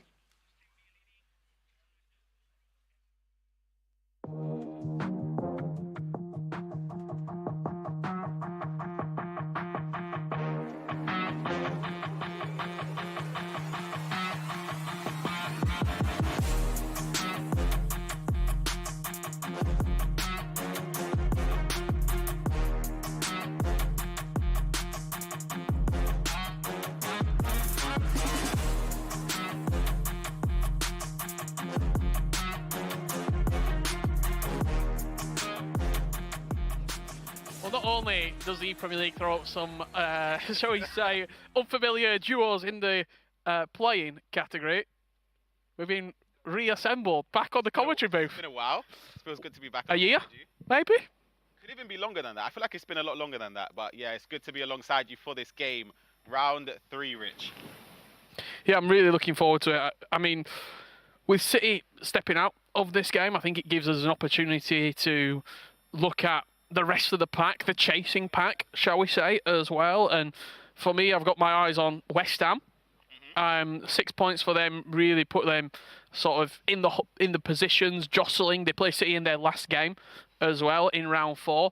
On the other side of it, the featured match that we're going to be looking at, Everton against Chelsea, all Blues. I'm sure we'll mix the kits up so you don't get confused at home. But it's just a really sort of good chance to see not only Everton with Chris Jakeman as he's kicking from left to right. It's his first ever event, first ever LAN event. What, about 8 years ago you were in this position, Ryan? 8 years, steady on it. It's a bit harsh. But he's going to be relishing this opportunity. How do you feel? How is it when you step into that booth for the first time, you look around, you see Tekkz, you see Jay Sharp. I just put Tekkz and Jay Sharp in the same category. They'll like that. The most difficult thing I would say is just sort of adapting yourself, knowing that there's people around you, you've got camera crew walking by, you've got your opponent potentially opposite you. So that thing there is the biggest step for me, rather than playing in the comfort of your own home. It's going to be Chelsea and Jack Sharp kicking from right to left, building up here with Reece James, unable to find that pass inside. Possession given away. Jack Sharp trying to start as he means to go on, Rich. Yeah, it's a real sort of a goal that we're expecting to see quite a lot over the next couple of days on the Trivella. He's just looked over. I don't know if he caught it. Wink. You see that? He winked at us too on the commentary position. But it was Nkunku. He's not had the best of careers at Chelsea so far this season. Injury has hampered him, but he's one of those items that when he moved to the Premier League, I was really excited because he gets a lot of special items. I think he got Player of the Month about 4 times in Germany when he was playing, and he's just a really good FC player. He really is, and it could be another chance for him. Across goal, there seems to be an option. He's played it back. What do we say? Saying Nkunku, time to shine. Is he going to look over? There we have it, the wink. Jack Sharp is feeling it. It's a blistering start. 2 goals to the good for him. He started as he means to go, and we see the highlights of it. Played over the top. Nkunku playing it back there to Ruud Gullit. Blocked. Fortunate bounce, but yeah, very fortunate to fall back for the rebound. The keeper in no man's land, given no opportunity to save that. 13 minutes in, 2 goals down. Chris Jakeman has got a massive task on his hand to get back into this. Yeah, he certainly does. And look, when you are at your first event, going down early, tough. It's not the way you want to be. Yeah, it is very difficult. You're playing against opponents that have the experience, so this is a great build-up and a great way to get back into the game. Calm, patient. I would love to take a look at that replay as well with that, because you can see the goalkeeper movement from Jack Sharp. He does the right thing moving across goal to anticipate it. We're going to take a look at the highlight. A snappy driven pass in. Rashford played out. Goalkeeper movement across goal, but the patience from Chris there to put it in to the near post. He did lose his first game, did Chris, against West Ham, 4-3. And I think when you lose sort of such by narrow margins, it does potentially derail you a little bit. Would you rather lose massively than lose by 1 goal? 100%. 100%. See, when you lose by such a big margin, sometimes you can just go, yeah, it just went my day, a little bit unfortunate. When you lose sort of the 4-3s and the 5-4s and the 3-2s, it sort of hurts. It puts the what if question in your mind, and it sometimes impacts the next games. Good player lot cancel. Reluctant to do more. Yeah, great player lot cancel there from Chris. He's building up extremely well. The skill move cancellations, the twisting, the turning. When you're talking about those cancellations, for people at home who may be unfamiliar with sort of the real high-level FC, just after this attack comes in, what is it? What input are they doing, and why would you cancel a skill move or cancel a player lock? Why would you do that? So, for example, with the player locks, it says, I was about to mention, after this attack, actually, he's building up towards the byline, controlled sprint, playing it across, and the goalkeeper does enough. But with player locks, you have to select or you can select a player off the ball by clicking in your left and right analog stick. You can then use the right analog stick to switch to the desired player. You can then, by doing that, your opponent naturally has to follow the player that you've selected, just to cut off their run and be mindful of them. But you can go back to the player in possession and potentially play a different pass, which it does mess up a lot of people defensively. They tend to, you get tunnel vision into following the player that has been selected, which then can, of course, lead to more spaces. So the next time that you see the indicator, just right there, you saw the blue indicator go on to Henry. That means that he's now manually selecting that player to be in control. There has been another game underway between Everton and Chelsea, the reverse fixture. And that is, unfortunately, going 1 goal down as a penalty has been awarded here for Jay Sharp. Which way is he going to go? Top left. Steps up to the spot, slots it in the bottom right corner. That's why I'm not playing, Rich. He don't have a coach behind him. I wonder if he's channeling his coach through us. Yeah. Are we coaching Jay Sharp right now? Jay Sharp's love winning. I always say with these events, they don't come around too often. We're going to take a look at the replay. How was the penalty awarded? It was a shot, it was a save off the ball, or just after the shot, sorry. A tackle missed time, giving away the penalty. And as we saw, bottom right corner, Jay Sharp, 3 goals up, or 3 goals to 1 up, I should say. Could there be a response? Straight down, great cancellation there. Timed it green as well, maybe on the wrong foot for Mohamed Salah. But I'm sure with a timed green finish on the right, he would have been at least challenging the goalkeeper, that's for certain. It's been all Chelsea thus far in this matchup. 37 minutes on the clock. You're watching the ePremier League Group A action here, live from London. Manchester City topping the group at this moment. However, with 6 points to their name, Chelsea would be very, very close to City. Yeah, I think the hardest part in the group stage, from my experience as well, is drawing genuinely feels devastating, especially if you've got a team that are starting to pull away. Yeah. The loss of 2 points in a game, or potentially 4 if you draw twice, is massive. Of course, there are other games going on. We're going to go over to the Chelsea-Everton game. It's going to be Konkai building up here. Rashford, Janila, step-overs. And the weak foot, 5-star weak foot, as effective. Well, that means he's as effective on his right foot as he is on his left. Puts it into the corner. And Chelsea, as you said, in this position to potentially get 6 points on the board, which is incredible from them. I think it would be the 4... No, it wouldn't. I was going to say it was the first clean sweep, but Man City just did that in the last matchup against Burnley Football Club. Points shared between Chelsea and West Ham, so it's a good comeback, good bounce back, certainly, for both Chelsea players. Thierry Henry down the byline. James comes across, does well in that exchange. More of that in the second half, hopefully, if you're an Evertonian or a Chris Jakeman fan, as at the halfway point, Jack Sharp for Chelsea Football Club leads by 3 goals to 1. Both matches right now currently at half-time. The other games that are underway in this group, West Ham and Burnley, an all claret and blue affair. I think that one for Burnley will be very important to bounce back. Of course, we saw massive. them.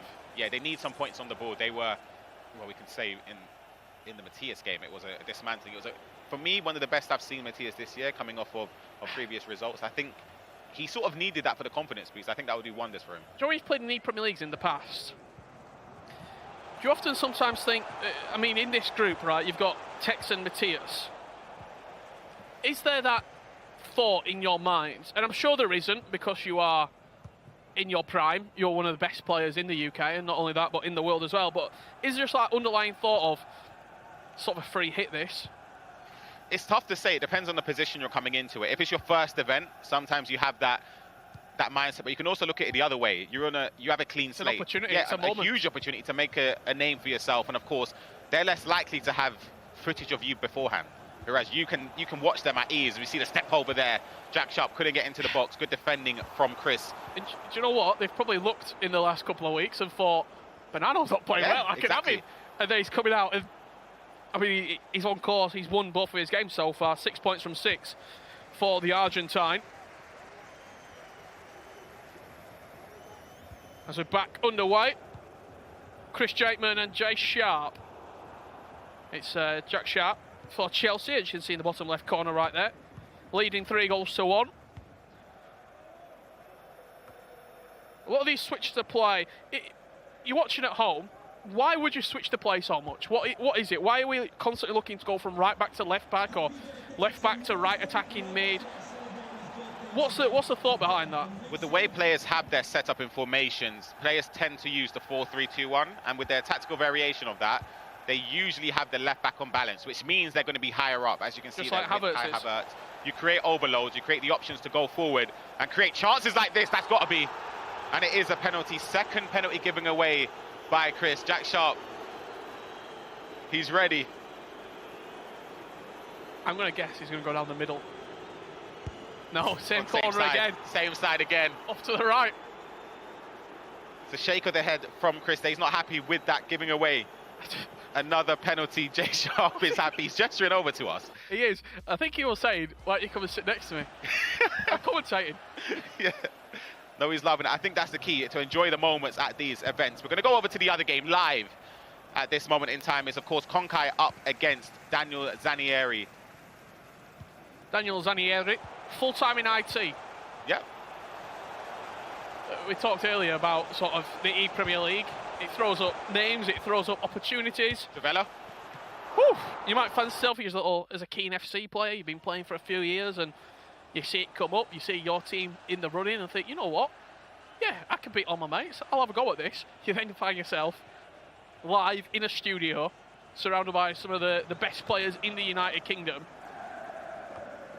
with an opportunity to prove yourself. Absolutely. I think that's one thing for the ePremier League. The system in terms of qualifying is open, of course, to all UK residents, so they're able to apply and just try their best and potentially progress further on. And that's what's happened for a lot of the new faces coming into this tournament. Travella. Good save from Erling van der Sar. I mean, if you look at even the sort of the previous winners, 2022, we had Dami and goal poacher GP. We've not really seen him before that event, and now he's a real sort of staple of the UK FC scene. And not only that, but continuing to grow his content. He's got an opportunity with a club, and I think he's opening doors for himself. Yeah, absolutely. And we're able to see him later on representing Nottingham Forest. I think one of the underdogs, in my opinion. I think they don't get spoken about enough. Team. They're an incredible combination there. I just want to touch on the Travella. We've seen a lot of goals going, a lot of goal-scoring opportunities. People might wonder, why do you ball roll before it? It's just to set up the angle to press L2 or LT, depending on what console you play on, just to set up the angle for the Travella. Look at the pace there. Haaland. Where has that pace come from? The injection from Erling Haaland out wide. No one getting near him whatsoever. Passing back to his City teammate. Rodri into Henry. 5-1 from Jay Sharp. He's enjoying the moment. He's loving it. He's putting on a show. Look at little dance there as well, a little jiggle from Jay Sharp. 5 goes up. It was pretty simple there. I think that's one thing that maybe people at home, you might not be familiar with the competitive scene, but some goals, you don't have to do anything extraordinary. You don't need to do any skill cancels. Sometimes you can just run towards the byline and create goal-scoring opportunities. It's all Chelsea right now. Yeah, 3-0 for Konkai. That is a huge result. You would almost say, well, I think it's fair to say, the result is pretty much wrapped up. It tends to just potentially go for more goals here for goal difference. Yeah, Chelsea, I mean, you talk about the bounce back as well. They just come off of back-to-back 1-1 draws against West Ham. Both players, the Xbox and the PlayStation, drawing one apiece. Yeah. You then come into this matchup against a real sort of tough Everton side. They got 3 points in their first matchup. 2-1 win on the PlayStation against West Ham. They were sat out the last game, and maybe it's just that sitting out, it's been taken out the zone a little bit. Chelsea have kicked on. They've thought this is a big opportunity to get 6 points. Yeah, that's a fantastic goal from Chris. It's a consolation goal later on. It's twisting and turning, finding the right spaces, the right moments to play the pass into the box, to the outside of the foot finish, to find the back of the net.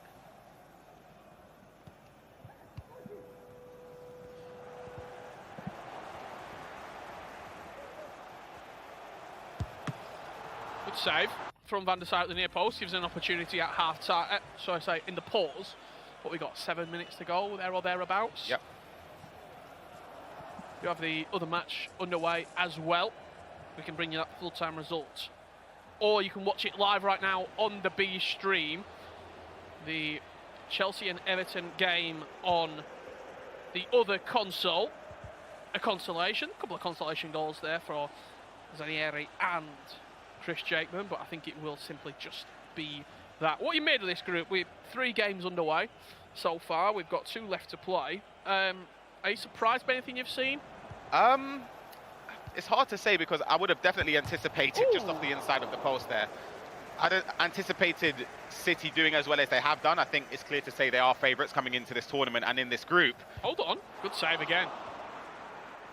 I would say maybe I would have expected a little bit more from West Ham. Yes. I think Brigami is an incredible player, GRK as well, and they haven't got the results so far that have showcased their ability. Yeah, I think that's really fair. 1-1 draws in the last round, and then in the first matchup, a 4-3 win and a 2-1 loss, respectively. GRK losing 2-1, Brigami winning 4-3. So, I mean, still unbeaten, but 6 points you potentially might have thought. Yeah, exactly. Like I said, in those rounds where if you wanna make sure you can capitalize off the games where City, most rounds you would anticipate them scoring, just as Jack Sharp did, 6 points towards us. You'd anticipate City getting at least 4 points around. Yes, I think that's fair. Yeah. So draw. If you're thinking City are going to be top, yeah, obviously no one gets eliminated over this weekend. However, you are playing for placement. More points is better. Absolutely. That's why I kind of feel like the points shared between West Ham and Chelsea, it's a bit of a killer. It's a killer for both of them. As we see out the game here, 6 goals for Jay Sharp, rounding off a great performance with a late goal as well. He enjoyed himself. Konka, of course, winning or ending the game victorious. 6 points on the board between them. That's a fantastic return. Yeah, a really, really solid performance. As you can see, Jack Sharp there on your screen. Good win. 3 points in the bag. The first 3 points for Chelsea. And they doubled up. Potentially something to build on now for this Chelsea side. Their remaining fixture will be against Burnley in round 5. Yeah, so they have to sit out the next round. So it's going to be tough watching, for them anyway, watching other teams get points and potentially overtake them, or you can see City technically pull away and leave them no chance to finish first. So it's technically out of their hands at this moment, just because City, of course, having 10 points and still a remaining potential 12 points to gain is, yeah, they could easily pull away in this next round. I mean, didn't really get too much of your opinion on Tekkz. Yeah. What have you made of that in that opening game? The 5-5 against Jack Sharp that we've just seen there. Is it more of the fact that Jack Sharp played well? And I think everyone was saying, like, Tekkz has played bad, but he scored 5 against Tekkz. Yeah, absolutely. I think Tekkz, we always associate him going forward as being one of the best in the game. But defensively, I feel like he's conceding a little bit more than he would have liked. Well, the man who was all smiles in the last round, Jack Sharp, coming over to the commentary desk quite a lot. He was signaling over. Kyle, what's all that about? You joined with him. Well, he's still all smiles there. Who wouldn't be after scoring 6 and taking 3 points in your game? Jack, Jay Sharp, all smiles. Talk to me about that. A bit of a showman today, aren't you? Yeah, well, I know Ryan and Buckley's, so I just thought I'd give him a bit of entertainment mid-game. So, yeah, the game's going all right, so a bit of emotion never hurt anybody. Oh, it never... A bit of personality. That is exactly what we want here, the ePremier League. Talk to me about that game. I mean, quite comfortable in the end. You were scoring for fun. Yeah, I mean, Chris is really good, especially going forward. So he's a player that, because we had a group of like 5 of us on Xbox and 4 of us, like myself, Tekkz, Brad and Brig, are all kind of like known in terms of like comp. Chris isn't really. That's not an insult to like in terms of like just in general. So we didn't really know what to expect. But yeah, he was really good. I thought he played well. Just goals, he killed games in it. So got a few early and kind of all she wrote kind of thing. Well, there we are. 6 points in total. Both of you getting the win. Pushes you right up the table, doesn't it? I mean, talk to me about the start that you've had so far to this tournament. Yeah, it was. I mean, we knew we had City first up. I mean, we obviously Man City. I don't need to tell you, favourites win the group. So we knew we had to try and hit them. I know Konkai lost. I heard he got unlucky, but yeah, they're 2 great players, and we're still behind them with the game extra played. So we've lost, but. Wow, well, lots of energy. The Irons have scored a goal. Fairly rude. It's one of them ones. Yeah, so we know that we have to win out against Burnley and rely on City to drop points and potentially West Ham by the sounds of it. So yeah, it was winning to top of the group. So we're still alive. But yeah, started well. Well, that was a last-minute goal right there. You can see the reactions. We all jumped out of our skin on that one. I presume they may have won over there, Brig. Well, you can see the smiles on all of their faces on that one. You can sense the emotion in Brigani, can't you? You can. You can sense the emotion. It's the first time he's nervous, but yeah, I'm sure he's doing well over there. Well, like you said, a bit of emotion, never hurt anyone. We've got plenty more EAFC action coming up very, very shortly. Manchester City will be back on our streams. They're at the top of their group, and they'll look to keep on continuing up and up and up. Make sure you join us. Make sure you stick exactly where you are. We'll be back very, very soon.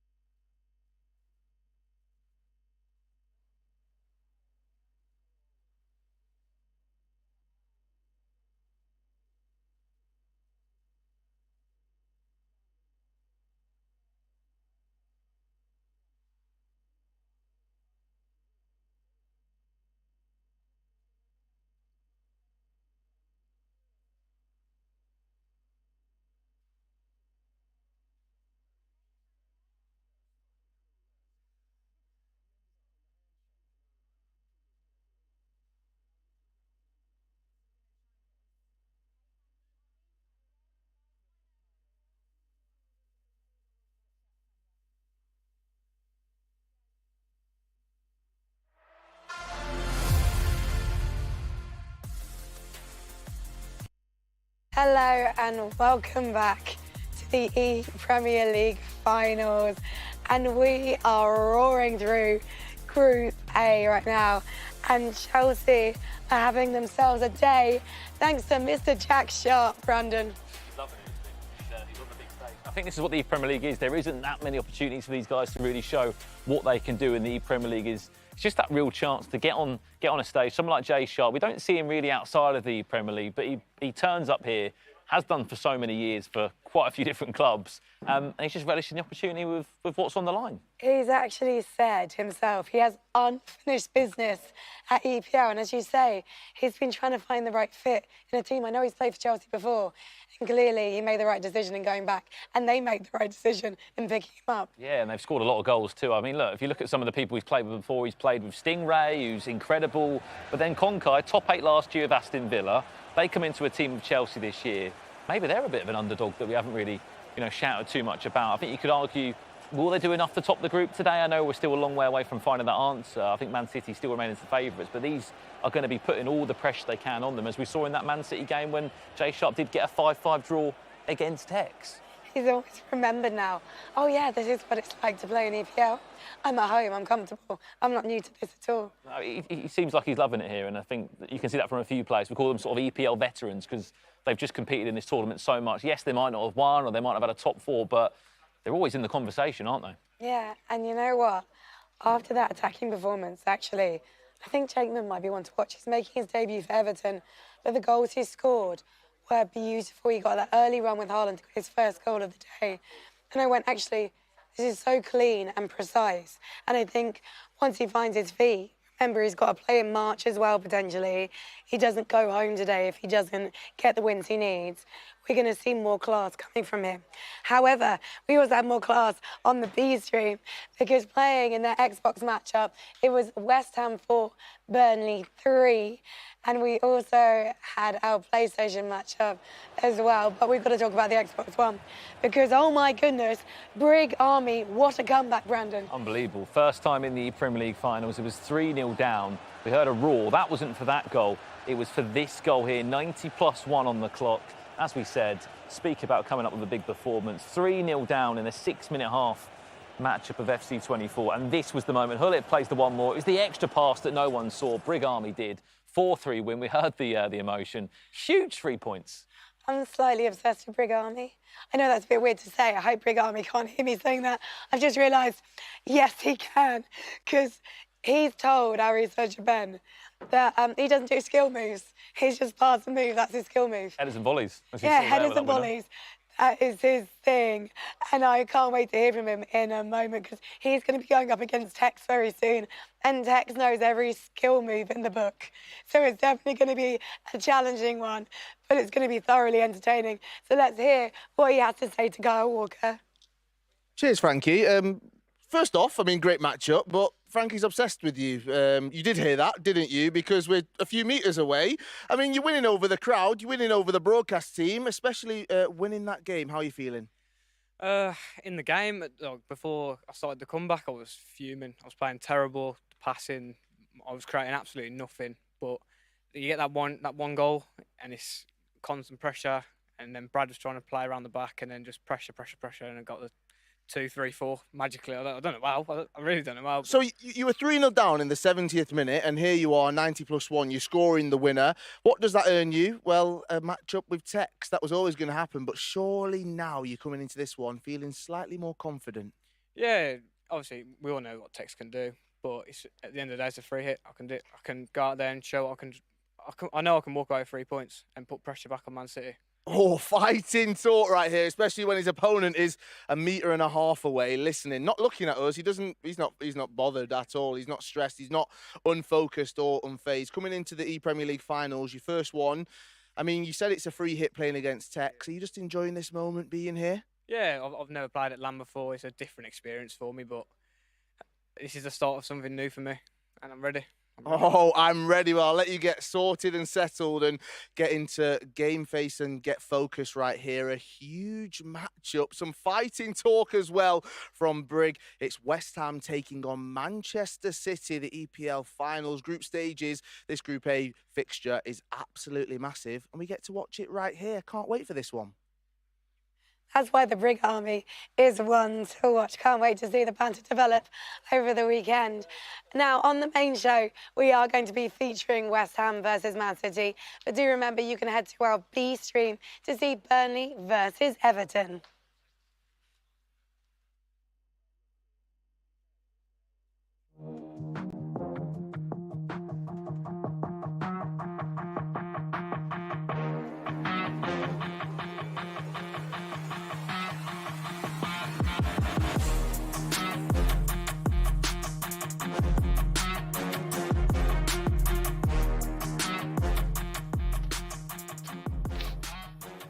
Well, there you go. What you didn't see is Gravison had a bottle of water, he just threw it all over the bottom of the stage.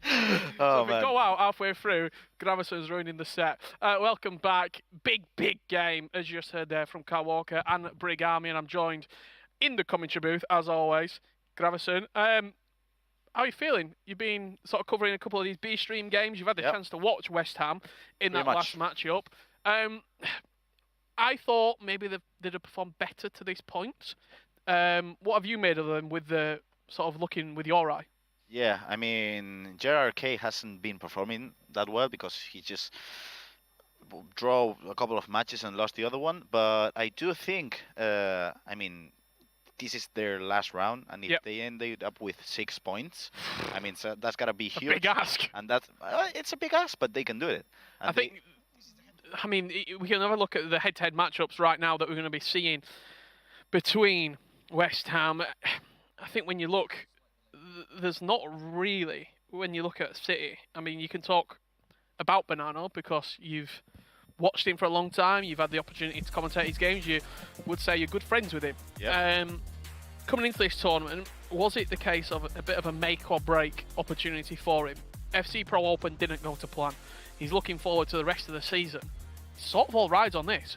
There's something about Matias Bonanno and domestic leagues, because He loves it. You remember last year he wasn't playing that well, and then in La Liga he smashed it. And back in 2020 he didn't play that well and he won the Argentinian league as well. So I do think when we see Matias Bonanno performing at a domestic league, you expect greatness every single time. I also think he thrives under pressure. He needs a little bit of sort of pressure, and he's back up against the wall to pull out the best of him. And I think what we've seen here today, I mean, if you look at his two performances, 2-1, should I say a 3-2 win against Chelsea in the opening match, and then a huge 6-1 victory. We will be keeping you up to date with JRK and Bonanno. However, right now, GRK should I say, right now it's Brig Army who just overturned a 3-0 deficit to win 4-3 against the one that doesn't need an introduction. You simply know the name, you know the face, and you know the ability that comes with it. Tekkz. West Ham from left to right, all in white. And in the blue strip, from right to left, will be Manchester City. Big game feel. Big game. I mean, it's possibly the best game we can see in this group at this moment, in my opinion. So, let's get into it. Experience against youth. You could say so. And that's something interesting to see. Crazy to say about Tekkz. Yeah. But, I mean, he's been doing it for so long. He was victorious in 19. 18. Yeah, ePremier League in 2019, winning Barcelona in 2018. I mean, a whole host of other tournament victories as well to his name in 2019. Oh, this is a lovely great pass. Oh! I mean, what can you do? Clap when you see this goal. Amazing. And this is the same goal as the last kick winner in the 90th minute. Wow. Same pass. So, I mean, talk me through it, what we've seen there, because people will be questioning at home, how was there so much space? Yeah, pretty much. It's all about creating runs. So he did create a run with the left back. So Tekkz had to switch to defend the pass to the left back. But what he didn't expect was Haaland to also make a run. So it's difficult, because if you make a through pass in that situation, you expect it to be to the left back. But then Haaland with the knockdown, sorry, he's always gonna win those headers. But I did think he wasn't gonna pass it. We did big up that secondary matchup between GRK and Bonanno, and it has fallen to Matias Bonanno. And just as you say that, Brig Army has gone 2-0 up against Tekkz. And we said before, the pass to Haaland. This time the pass wasn't to Haaland, it was to the left back. And then in a typical 3-1 situation in which you have too many passes inside the box, there's not much you can do. You have to predict the pass. He did predict, but it was the wrong one. Nice goal. I mean, this isn't a surprise to people who are within the scene as well. Maybe if you're only just joining us for the ePremier League and you hear that it's his first ePremier League event, then you could potentially look at it and go, wow, I didn't expect him to do this against the previous champion. But if you did have a deep dive into the results, he finished top 32 in the bracket not too long ago. He's been playing online. He's also with the Guild Academy as well. And they're really good at sort of just nurturing that talent and getting the best out of them. And he could be 3-0 up here. Good save from Schmeichel. Paul's queued there. Not surprised, because after the first 20 minutes, it's been one-way traffic for Brig Army. That's a necessary pause to just kind of breathe, analyze what's happening, listening to your coach. We can just see as well that it's on the POV of Tekkz that he's making the changes as well. We'll head on board here with some live action for you between West Ham and Man City. We're over on the PlayStation console, where we find Bonanno. 6 points from 6, the most consistent player today that we've seen, up against GRK, who, as I spoke earlier about Goal Poacher, that we're going to see later on today, and Redlac building an audience, he's been doing the same over on Twitch, on his own personal live stream, continuing to grow, and it's part of sort of being an esports player, Gravison, that is very, very important, having that sort of community. Definitely. To just push you in these situations. the support as well that you get from those guys as Ginola, back post, he was open, rifles it in the near post.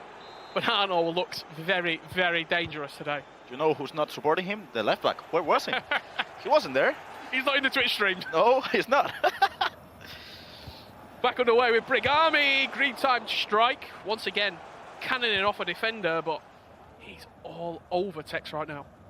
I mean, as you said before, if you've been following the game for the whole season competitively, this isn't as big as a surprise. But even though you still surprising. Yeah, I mean, it's surprising. I mean, you just see the confidence he's playing with. He's pressing high.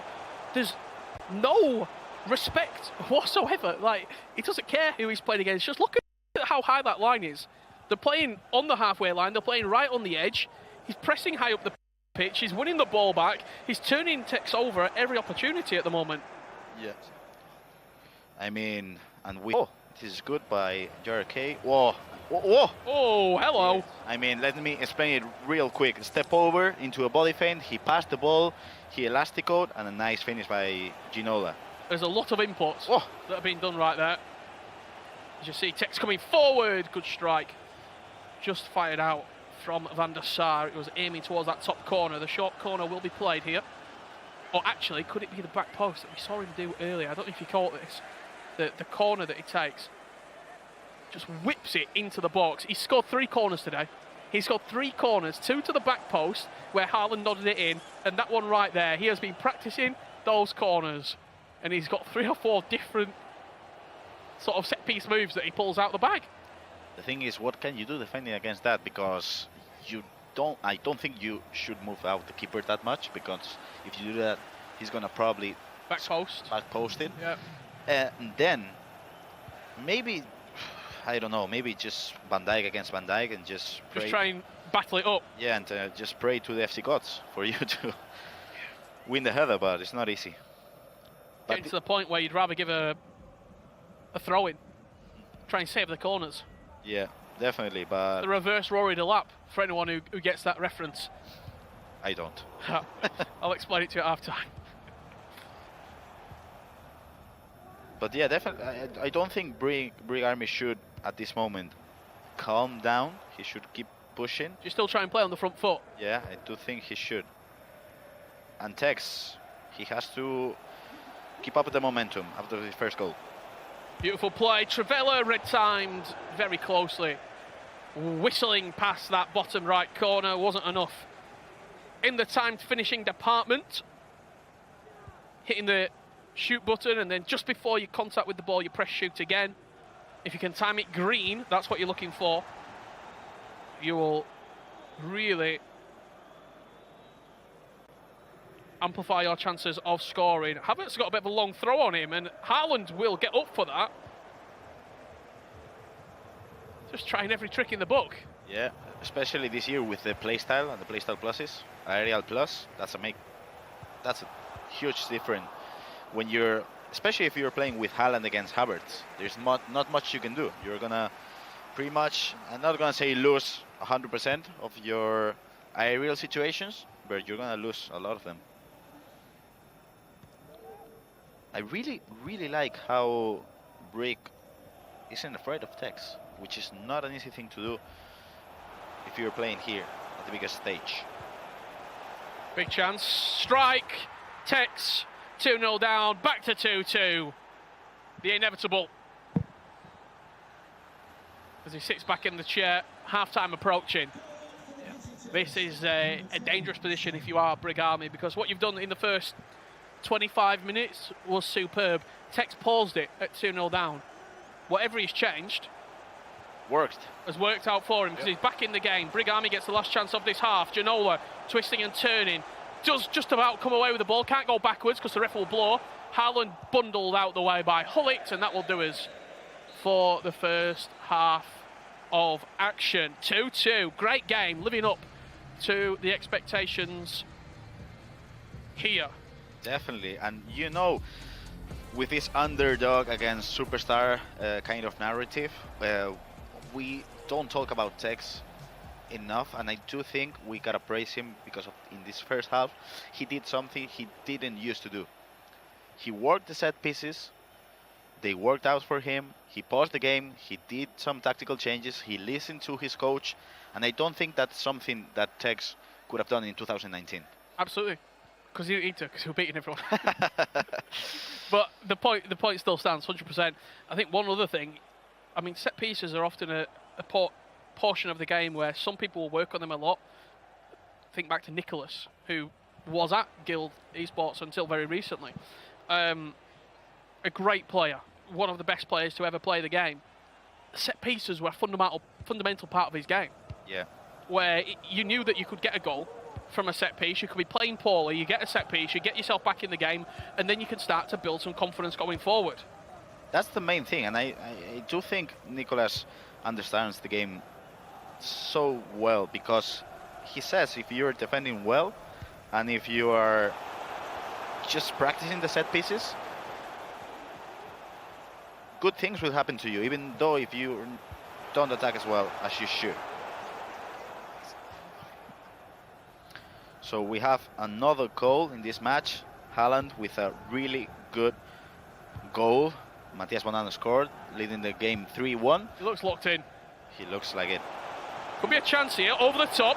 He's onside, it's Andy Robertson! Smashes it past the goalkeeper. Tekkz loves that Andy Robertson foot item. Taking the keeper completely out of the equation. What is it, 5 minutes into the second half? He ended the first on top, and he's in front within 5 in the second. And this really looks like the round one to me.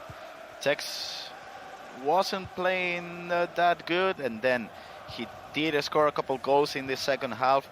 Matías Bonanno wasn't playing that good, but he started the second half strong as well.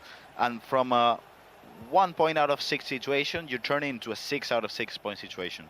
Really good control of the game, pretty much. I want to talk on the other side of it. Brig Army, 2-0 up, flying, feeling on top of the world. You're now down 3-2. When you've maybe not had a lot of land experience, what do you fall back onto? Because a lot of time, if you're an experienced player, you fall back on previous events. Oh, I did it 3 months ago. I can do it again. We'll get to that very quickly indeed, because there has been another goal, like clockwork, for Bonanno. 4-1 up. Points to his head. Knocked down. What do you fall back on? Do you just fall back on that brilliance that got you to the dance? Yeah, I mean, you gotta go down to Haaland. If in doubt, get it into Haaland. And you'll score goals. But yeah, that's a really good answer, and I think you gotta trust the mechanics that bring you to this situation. And this driven pass kind of play into the striker to just go one side or the other, that works every single time. Since Tekkz got back into the game, we've not really seen them on balls in the air into Haaland. Whoa. Great feet from Ginola. Travella is on. Step overs again! Tekkz dancing left and right and prancing his way into a 4-3 lead. He did look on the second set of step overs. They did look on. I gotta tell you, I think this will be the best goal of the day, in my opinion. And I wanna analyze that later, because I mean the step overs were good but this one. Oh. The thing is, you expect the step over. I thought the Travella. Maybe a speed boost. I mean, the camera, please point it to Richard. Come on, stop it, please. You look like Guardiola or Simeone. But yeah, I mean, you certainly don't expect that angle. And if we talk about competitive FC, angles make the difference. It's brilliant. What a performance you were doing here, right? Have you ever think about acting? Football manager. As in, getting some coaching badges and getting down onto a field, got some cones out. Tekkz could be 5-4, 5-3 up. Van der Sar just about getting onto it. Erling Haaland seems to be the man in the attacking ascendancy for Bonanno right now. He puts him 5-1 up, and that would be Bonanno's results today. 3-2, 6-1, 5-1. Talk about dominance. Chance. Brigami! Did he take it on his wrong foot? He green timed it. Doesn't matter. I gotta tell you, that was brilliant by him. I mean, that should have been a goal in my books because Did everything right. he did everything right. But there, sometimes, I mean, Erling Haaland is 4 stars weak foot player, so even though you are green timing it, doesn't have to go in. But in my books, that was perfect. 15 minutes left to play. West Ham and Brigami trying to fight their way back into a lead that they once had. Man City have already picked up 3 points in the bag for this round with Bonanno's victory against GRK. I gotta tell you, we've seen some beautiful FC in this round. They both played different game styles, but brilliant game styles, both of them. Absolutely. Nice recovery by Willian. Still got time here. Yep.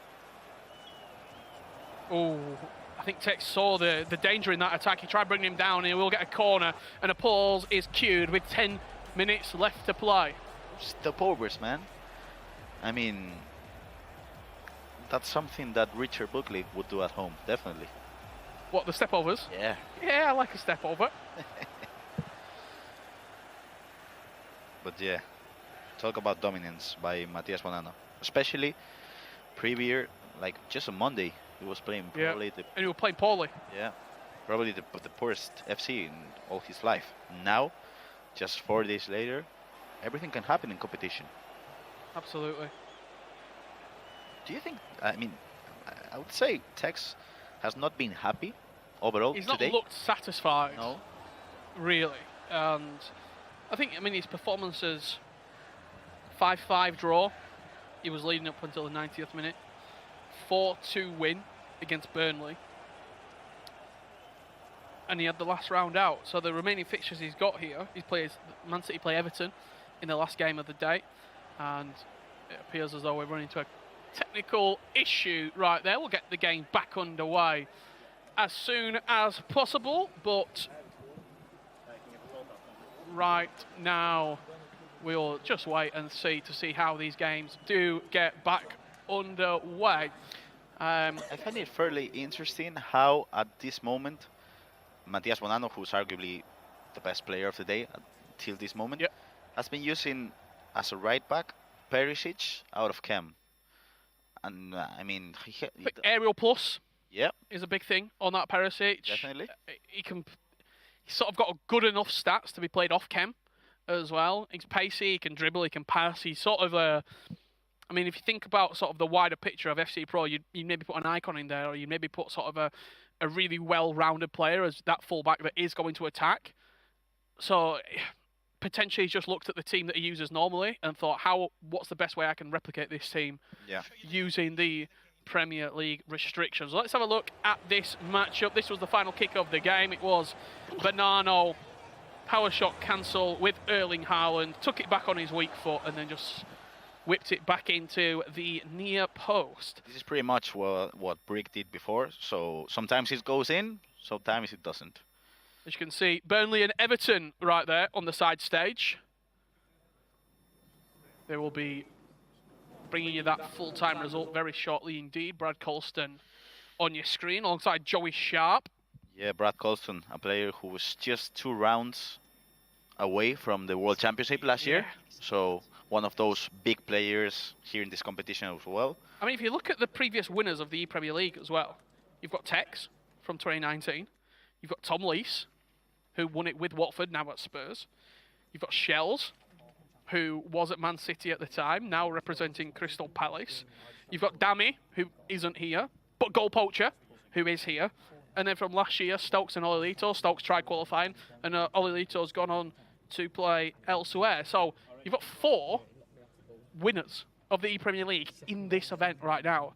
Like, it's super, super stacked, this tournament. And I think maybe there was a little bit of sort of saying it might be top heavy, but everyone's playing really, really well.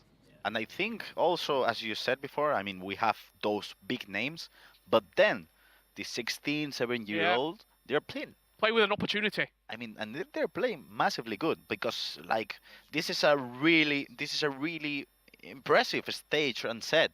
And sometimes with the cameras, with people, it's different playing at home, and you just have your vision is just the monitor, and you know nothing else.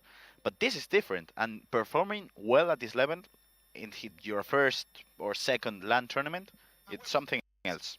We are back underway here between West Ham United and Man City. A corner kick is given to West Ham. Good sportsmanship there. Apologies for that slight delay. Full stamina bars in action as well. Whip to the back post. Company is up alongside Ginola, but the Frenchman will get the better of the Belgian as Ruud Gullit takes everything but the ball. The full stamina probably suits Brig Army because you can just stick the press on and go for it, really. Yeah, it suits him, but Tekkz is a player who plays really well in these situations. The gap's open as soon as you start pressing. Cantona, Berber's been cancelled. Shot across goal! Wide of the target. It looked like it could have been time red. I do think it was red or yellow, but still, that cancel from the Berbatov. Naughty. Oh, big mistake. Ginola in on goal. Back post. Cantona, can he atone for his errors? He certainly can.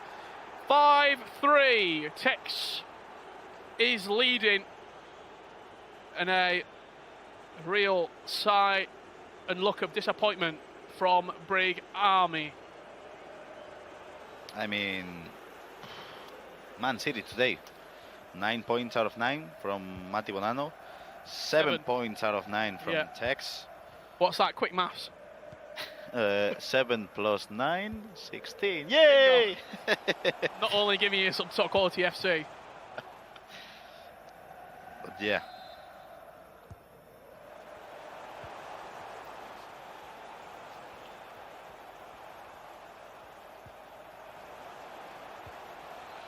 And that will do us for this round of fixtures.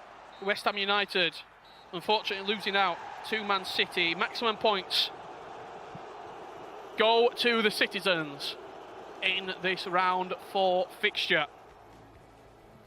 Big performance from City after West Ham were really good in that previous round. A 1-1 draw for GRK and that sort of heroic performance from Brig Army, but did the quality just shine through in the end? Yeah, I do think we asked them to at least, I don't know, win a match or a couple of matches in this round. They didn't win at all, but I do think Jerky definitely shouldn't be happy with his performance, but I think Brig should be happy with his. I just think he lacked the management, the control of the game, but apart from that, everything else was there. So, I mean, still loads to play. Yeah, absolutely. That's West Ham wrapped up for today. A probably slightly disappointing performance given the course of the entire results. However, we will be moving forward. 1 round left to play here in Group A, but for right now, enough of the commentary. Let's head back to the Supercar Locker. Thank you so much, Richard and Grav. Yeah, I'm back, I'm here, I've stood in. For everyone that's joining us, that's been watching throughout the day, they're thinking, well, where's Frankie? She's changed slightly. No, she's just taking a slight break, all right. We've let her sit backstage, get some hot water and some lemon, sort out her throat and her terrible, terrible voice as it sounds right now, but she'll be back hopefully very shortly after that short break. But what I will say to you is don't go anywhere. Please don't let me put you off. Don't let that happen. We've got plenty more action coming your way, and our final group games in Group A is happening very shortly. Don't go anywhere. Manchester City taking on Everton, and it's Chelsea taking on Burnley.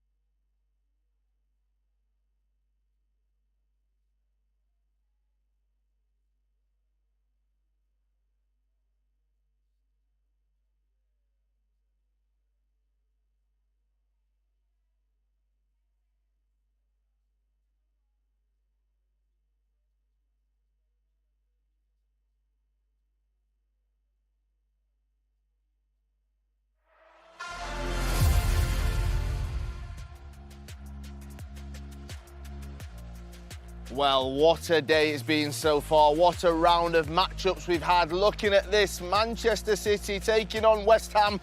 And that goal there sealed it for Tekkz. I got to talk to him before. He wasn't too happy, but smiles and a bit of a laugh there before as he makes sure and almost secures that spot moving forward. What a day it's been for Manchester City. Grav, you're joining me here at the desk. You were just commentating on that game right now. Tekkz, at the beginning of the day, slightly frustrated, as I said, but right now, he looks like he's in full-on Tekkz mode, full of confidence. Yeah, the thing is, he wasn't happy. I mean, I truthfully think he wasn't happy with the way he was playing, and I don't think Tekkz is one of those players who's happily being carried by your teammate, you know? He just wants to win pretty much all his games. So I do think he's playing now, I mean, I wouldn't say slightly better, definitely better. But the thing is, he just played a massive game now. And he did win convincingly after being just 0-2 down. So I do think he's going to win this game probably because of the confidence.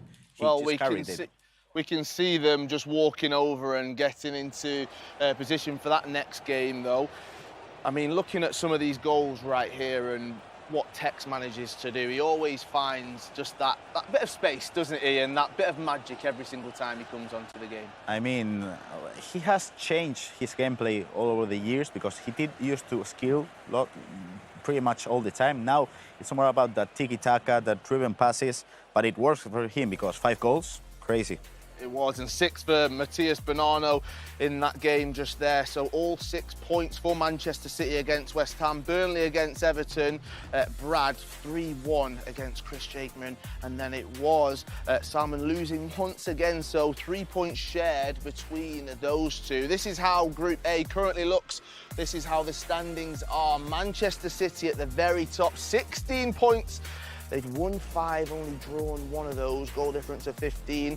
And then looking at the bottom, Burnley 4 points, moving our way up, Everton 6, Chelsea 9. They're tied with West Ham. And I mean, that means it's all to play for coming into this one, because looking at the fixtures, Group A, round 5, Chelsea against Burnley and Manchester City against Everton. West Ham, Grav, they've played all of their games, but looking at this, there's still plenty to play for. And I'm sure for, well, Chelsea, Burnley, Everton, I mean, that Chelsea-Burnley game, that's huge, isn't it? Yeah, that Chelsea-Burnley game is something else. Not only because of the importance of what they're playing, I mean, also the level of play between all of them, because for them, all of them have been amazing so far today. So I do expect a lot of goals and a lot of skills and a lot of magic. As that, I mean, I gotta tell you, you look beautiful today with that blue. So we expect same beautifulness in the game. Oh, hopefully. Grav, you've always been my favourite. Thank you. I mean, looking at this last round of matches here in Group A, Manchester City, we looked at the table, 7 points ahead, which means no one can catch them. They're at the top. Coming into this game, I mean, did anyone ever question they were going to be able to do it? I mean, maybe if that first game, I mean, dropping a few points more, maybe it could have been a different situation. But we do think they were the favorites coming out of this tournament. So just the level of greatness we've seen from Matti and Tekkz being put in these difficult situations, we just expect, I mean, I don't think they're going to be happy just topping the group. I think they want to smash it. Well, it's a huge match that's coming up. Manchester City at the top of Group A, but it's time for our final round of group fixtures. Stream A, you'll be able to see right here with us, Chelsea against Burnley, a huge matchup. On Stream B, it's Manchester City against Everton.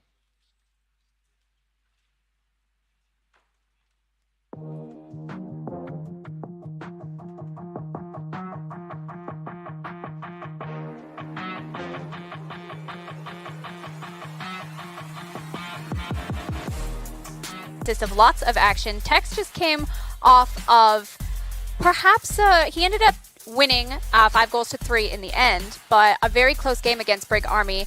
But Manchester City is going to be facing Everton. Yeah, we're going to be able to view the game. Tekkz up against Chris Jakeman, which is going to be, I think, will have a lot of goals. Chris Jakeman going forward has been really, really good. Defensively, though, has considered quite a few. But as you said, referring back to Tekkz, doing the job in the end, turning the deficit, because he was down 2-0 against Brigami, who is a fantastic player. I think he's incredible. I think, in my opinion, one of the underdogs coming into this tournament.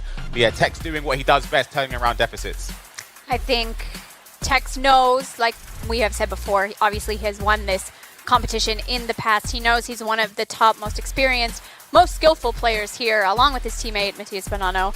But I think, like you said, Chris Jakeman is going to go into this game knowing that perhaps Tekkz hasn't not necessarily struggled, but hasn't performed to the highest of his ability. Yeah. And I think he's going to want to take advantage of that going into this game. Yeah, absolutely. You could argue that potentially for him, he might see it as a free hit. Yeah. It's an opportunity to play arguably one of the best players we've ever seen in the ecosystem for our esports scene. So I would say for him, there's no pressure on his shoulders. But for Tekkz as well, I don't believe there's pressure. I'm pretty certain they've cemented their spot in first position, even if they lose both games. So for them, it's more so just about just keeping the reps going, getting that experience of playing at another LAN tournament with these type of players for the ePremier League.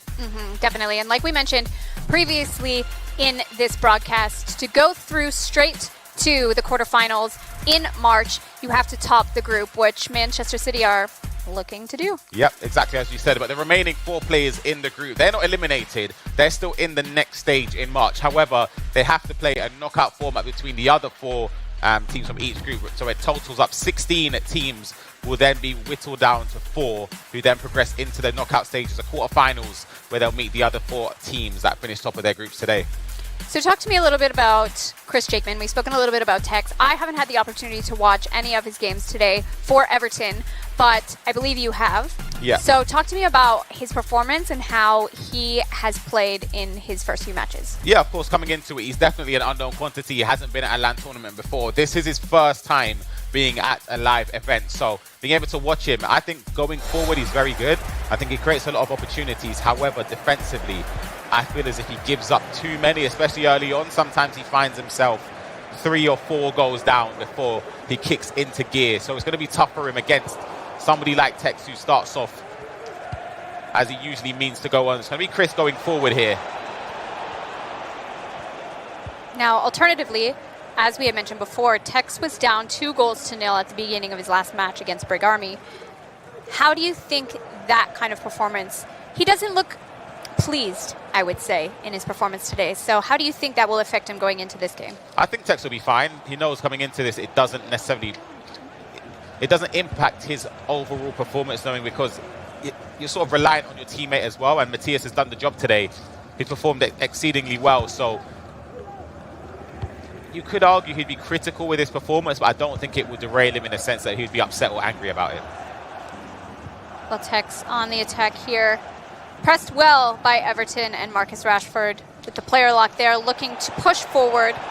Chris Jakeman is actually a boyhood Everton fan, so I'm sure this means a lot to him. A chance from Ginola here with the step overs. Doesn't quite get it on target, but a good chance, and I believe that's a pause from Tekkz already. Yeah, it was a step over there in at the near post, trying to find the angle. It wasn't meant to be, and the shot did hit the outside over the netting. So again, in this game, it's going to be, well, we still have the other opposition going on PlayStation. It will be Matthias up against Daniel Zanieri. Zanieri's been the one getting the points on the board for Everton. I've seen him win 2 games, so he's going to be brimming with confidence. If you go back to our game on Xbox, Tekkz using Havertz in right back, an obscure choice, but he offers the whip pass when he cuts back onto his favoured left foot. He also has the height to prevent crosses at the back post.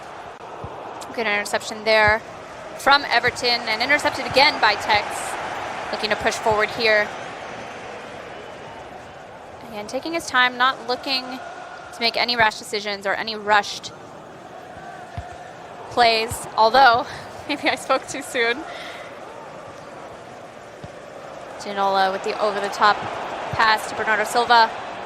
Yeah, Bernardo Silva, I think, is a very obscure choice because, of course, he has the technical plus play style. His controlled sprint he'd be more nimble when twisting and turning. He has the dribbling stats to go with it as well. But with the 3-star weak foot in midfield, I feel as if there's a few more options that will be chosen ahead of him, in my opinion. Gonna be Tekkz twisting and turning, trying to step over into the box. Fortunately, goes back to him. And despite the goalkeeper moving, it finds the back of the net. Tekkz 1-0, Man City 1 up against Everton. Lost a little bit of possession there in the box, but then regained it. Perhaps was lucky, would you say, to regain that possession and make that last pass? Yeah, sometimes you create your own luck, but he's done well there to create the initial opportunity. But the fortunate bounce fell in his favour, and he's in a goal again. The goalkeeper movement made his mind up. Green time in the bottom corner. It's 2-0 to Tekkz. It's been a blistering start from the Man City Esports player. This is how he's going to want to start this game after starting the last game 2 goals down. It's a direct opposite of his match against West Ham. Everton now going to look to try and get at least 1 goal, hopefully 2 before the halftime whistle. Another poor pass or good interception, depending on the way you look at it. He's making a few mistakes. That's what I said defensively. I just feel as if he just lacks maybe just the composure in the defensive situations. Going forward, as I said, I feel like he creates a lot of opportunities with his player lock cancellations, his skill moves, his step overs. You see him building up here. Tekkz not phased by the player lock cancel, retrieves possession. It's looking to build up here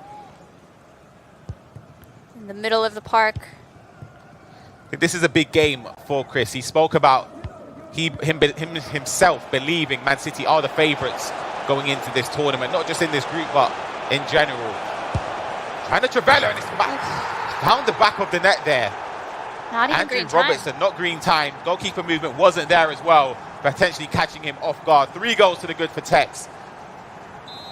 Like you said, a player that perhaps struggles defensively like Chris Jakeman does, and a player as offensive as Tekkz are not necessarily are oil and water when it comes to matchups and opponents.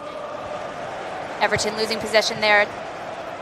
West Ham and Tekkz. Ginola tries to get the Trivela, but doesn't quite get the positioning, the angle, or the power on that he needed. Yeah, risky pass playing out from the back. It's worked out in that situation, but the build-up play was lacking with the extra pass forward. Chris Jakeman looking to feel a little bit of the pressure, perhaps, but as Ryan had said previously, he's most confident going forward. Good turning, good twisting in possession. Playing it to the edge, put it in open space.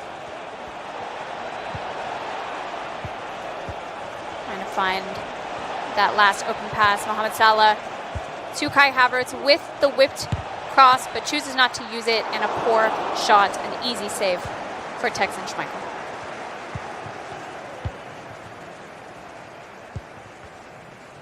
Tekkz doesn't use that overlap that he triggered there. He's playing it to the opposite side, however. Kai Havertz whipped in. Eric Cantona. It's going to be a shot near post. Driven on the floor. 4-0 in 38 minutes. A really great first touch and a first-time shot with the opposite foot. An impressive goal. Again, and like a mistake. A huge mistake. Step overs from Tekkz there. In a situation like that, would you have done stepovers there, or would you have made the extra pass through? I think the extra pass is the obvious thing. So yeah. I think I would have probably tried to go at goals the same way Tekkz would have done, but it just didn't work out in that situation. I don't think he done anything wrong there. It's just sometimes the way defenders line up against you, a switch of play doesn't manage to find the desired target. Everton and Chris Jakeman perhaps crumbling a little bit under the pressure. We can see some easy giveaways of possession, some overturns of the ball. But Tekkz is pressuring hard and pressuring high. A ball in to Haaland, but not a great touch. Tekkz loves to utilize Kevin De Bruyne's play style plus over the long ball pass. Just quick, snappy, intricate ones. You can play over the top to somebody like Haaland who can just knock it down in the box. And we are, of course, at half-time. It's been a dominant display from Tekkz. He could even be up by more, to be honest. No, honestly. 4-0 at halftime. How do you think Chris Jakeman is feeling? He'll be devastated because, of course, he would try his best, knowing that even if he wins, they will not progress to the quarterfinals straight up. Probably he would have just liked to give a good account of himself. And so far, he's been doing the complete opposite, in my opinion. I think maybe nerves and, of course, playing against somebody that's just better than you on the day is a tough thing. We talked a little bit about this before and the format and how no one is eliminated today. There's just an advantage if you top the group. How do you think that affects pressure for these players, knowing that either way, regardless of how they perform, they're going on to March in the finals? I think it takes the pressure off you, but sometimes it could, if your mindset isn't correct going into it, you could just sort of see it as a free hit and not as an opportunity, which is the bad mentality to go into it. I think some of these players might have had that. See a ball roll, trying to find the Trivela, wasn't able to. So, yeah, just going on to the previous point, I just feel knowing that no matter what happens, you're still going to be getting the same prize money as somebody else that finishes potentially second, and you're not going to be eliminated. It's a tough position to be in, to be honest. And I was saying with Grav earlier that, of course, it's nice to have the fallback of having a second chance, so to speak, in March. But, of course, it gives you more time to prep and a better mindset, more positive mindset going into straight into the quarterfinals. Yeah, exactly. Some good footwork from Tekkz. A little bit of cheekiness, perhaps, knowing that he's up by 4 goals. Great directional nutmeg cancel there from him. Just quickly, just snappy passes on the edge. Is that going to go out for a corner? Just kept in there. I think he's going to give away possession again. Chris Jakeman rushing his transitional play.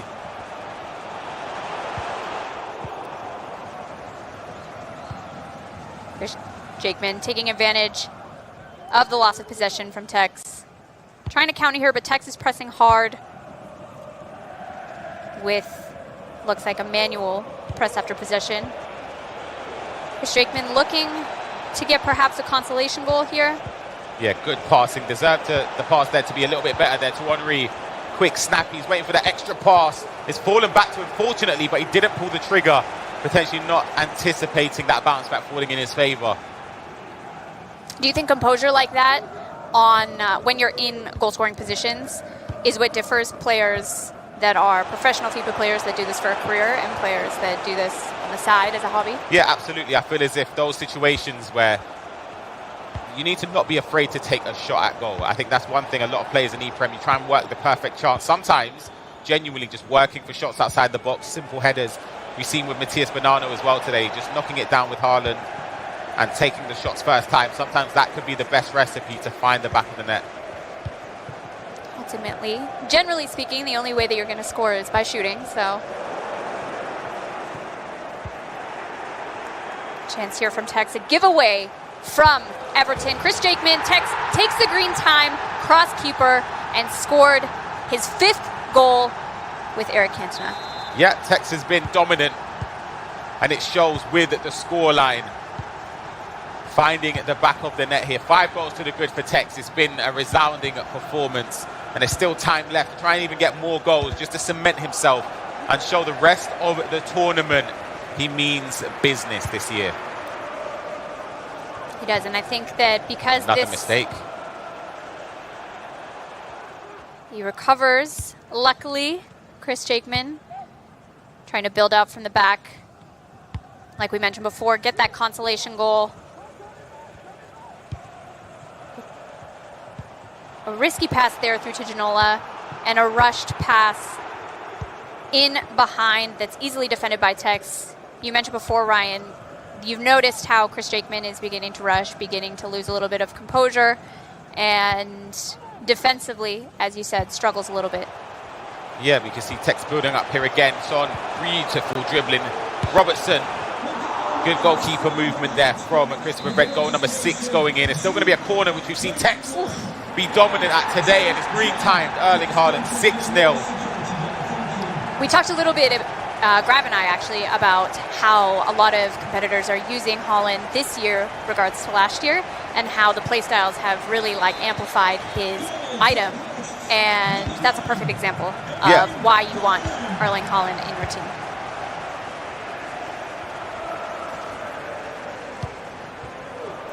Six goals to nil as we are just under 15 minutes in game left in the second half. Perhaps Chris Jakeman feeling a little bit morally diminished. Another chance there for Chris Jakeman, but misplaces that pass. Tekkz is comfortable, takes the first time over the top ball. Erling Haaland is onside, looking for the goal, and he does 7-0. That wasn't even timed, was it? Yeah, it's relentless from Tekkz. It's ruthless. He's just been dominant, and he's not going to stop scoring as long as the opportunities fall his way. As we said, he wants to make a statement. He wants to show people what his intentions are for the ePremier League, and that's to put on a show and show everybody why he believes he's the best player in the world. And results like this just, it backs his statements up. He'll be happy to end his day with results like this when he perhaps has had a more difficult beginning to the ePremier League 2024. How would you feel at this point in the game, where you are in the table, knowing already that you have to play the... Oh, that's lovely. Potential last-minute knockout in March. Are you feeling discouraged? Are you feeling motivated to come back in March and prove everyone wrong? Of course, I think all players, irrespective of where you finish, whether you top it going into the quarterfinals straight away or you finish in the other positions in the group stage, your main aim will be to progress further on in the tournament, not just because of the prize money or anything, just because you're affiliated with the Premier League, the ePremier League, one of the biggest domestic leagues out there in the EFC Pro ecosystem. And of course, just being able to potentially have the opportunity to qualify for the E-Champions League and the World Finals later this year is definitely something the players will be looking for. Whew. What a finish that is from Tekkz. 5-star weak foot on the weaker foot of David Ginola, left-footed into the top corner. 0.03 expected goal there we saw from the replay, and it's found genuinely the only position it could have gone into that top corner. 8-0, I think is the highest score line that we've seen today. And what's interesting is you can almost deliberately see the difference in confidence in Tekkz from the beginning of the game to the end. Yeah, definitely, and that rounds off the game. 8-0, Man City victorious against Everton on the Xbox. Tekkz dominant, Man City dominant. They've proven a point coming into this weekend, and they've shown why, in my opinion, they are the favourites for this whole tournament. I think so too, and this almost gives them a guaranteed top spot they're 100% in the guaranteed. group. Yeah, they are guaranteed top of the group. They are going through straight to the quarterfinals in March, which, like we had mentioned before, given their performances in FC Pro, they'll be really happy. Yeah, absolutely. It's a statement victory from them today. Matthias performing extremely well, Tekkz as well. And I'm sure City, again, the other teams that haven't even played, if they're watching this, they know that if they're going to have to win the tournament, they're going to have to get past a team like Man City. The formidable duo, who in my opinion performed exceedingly well today.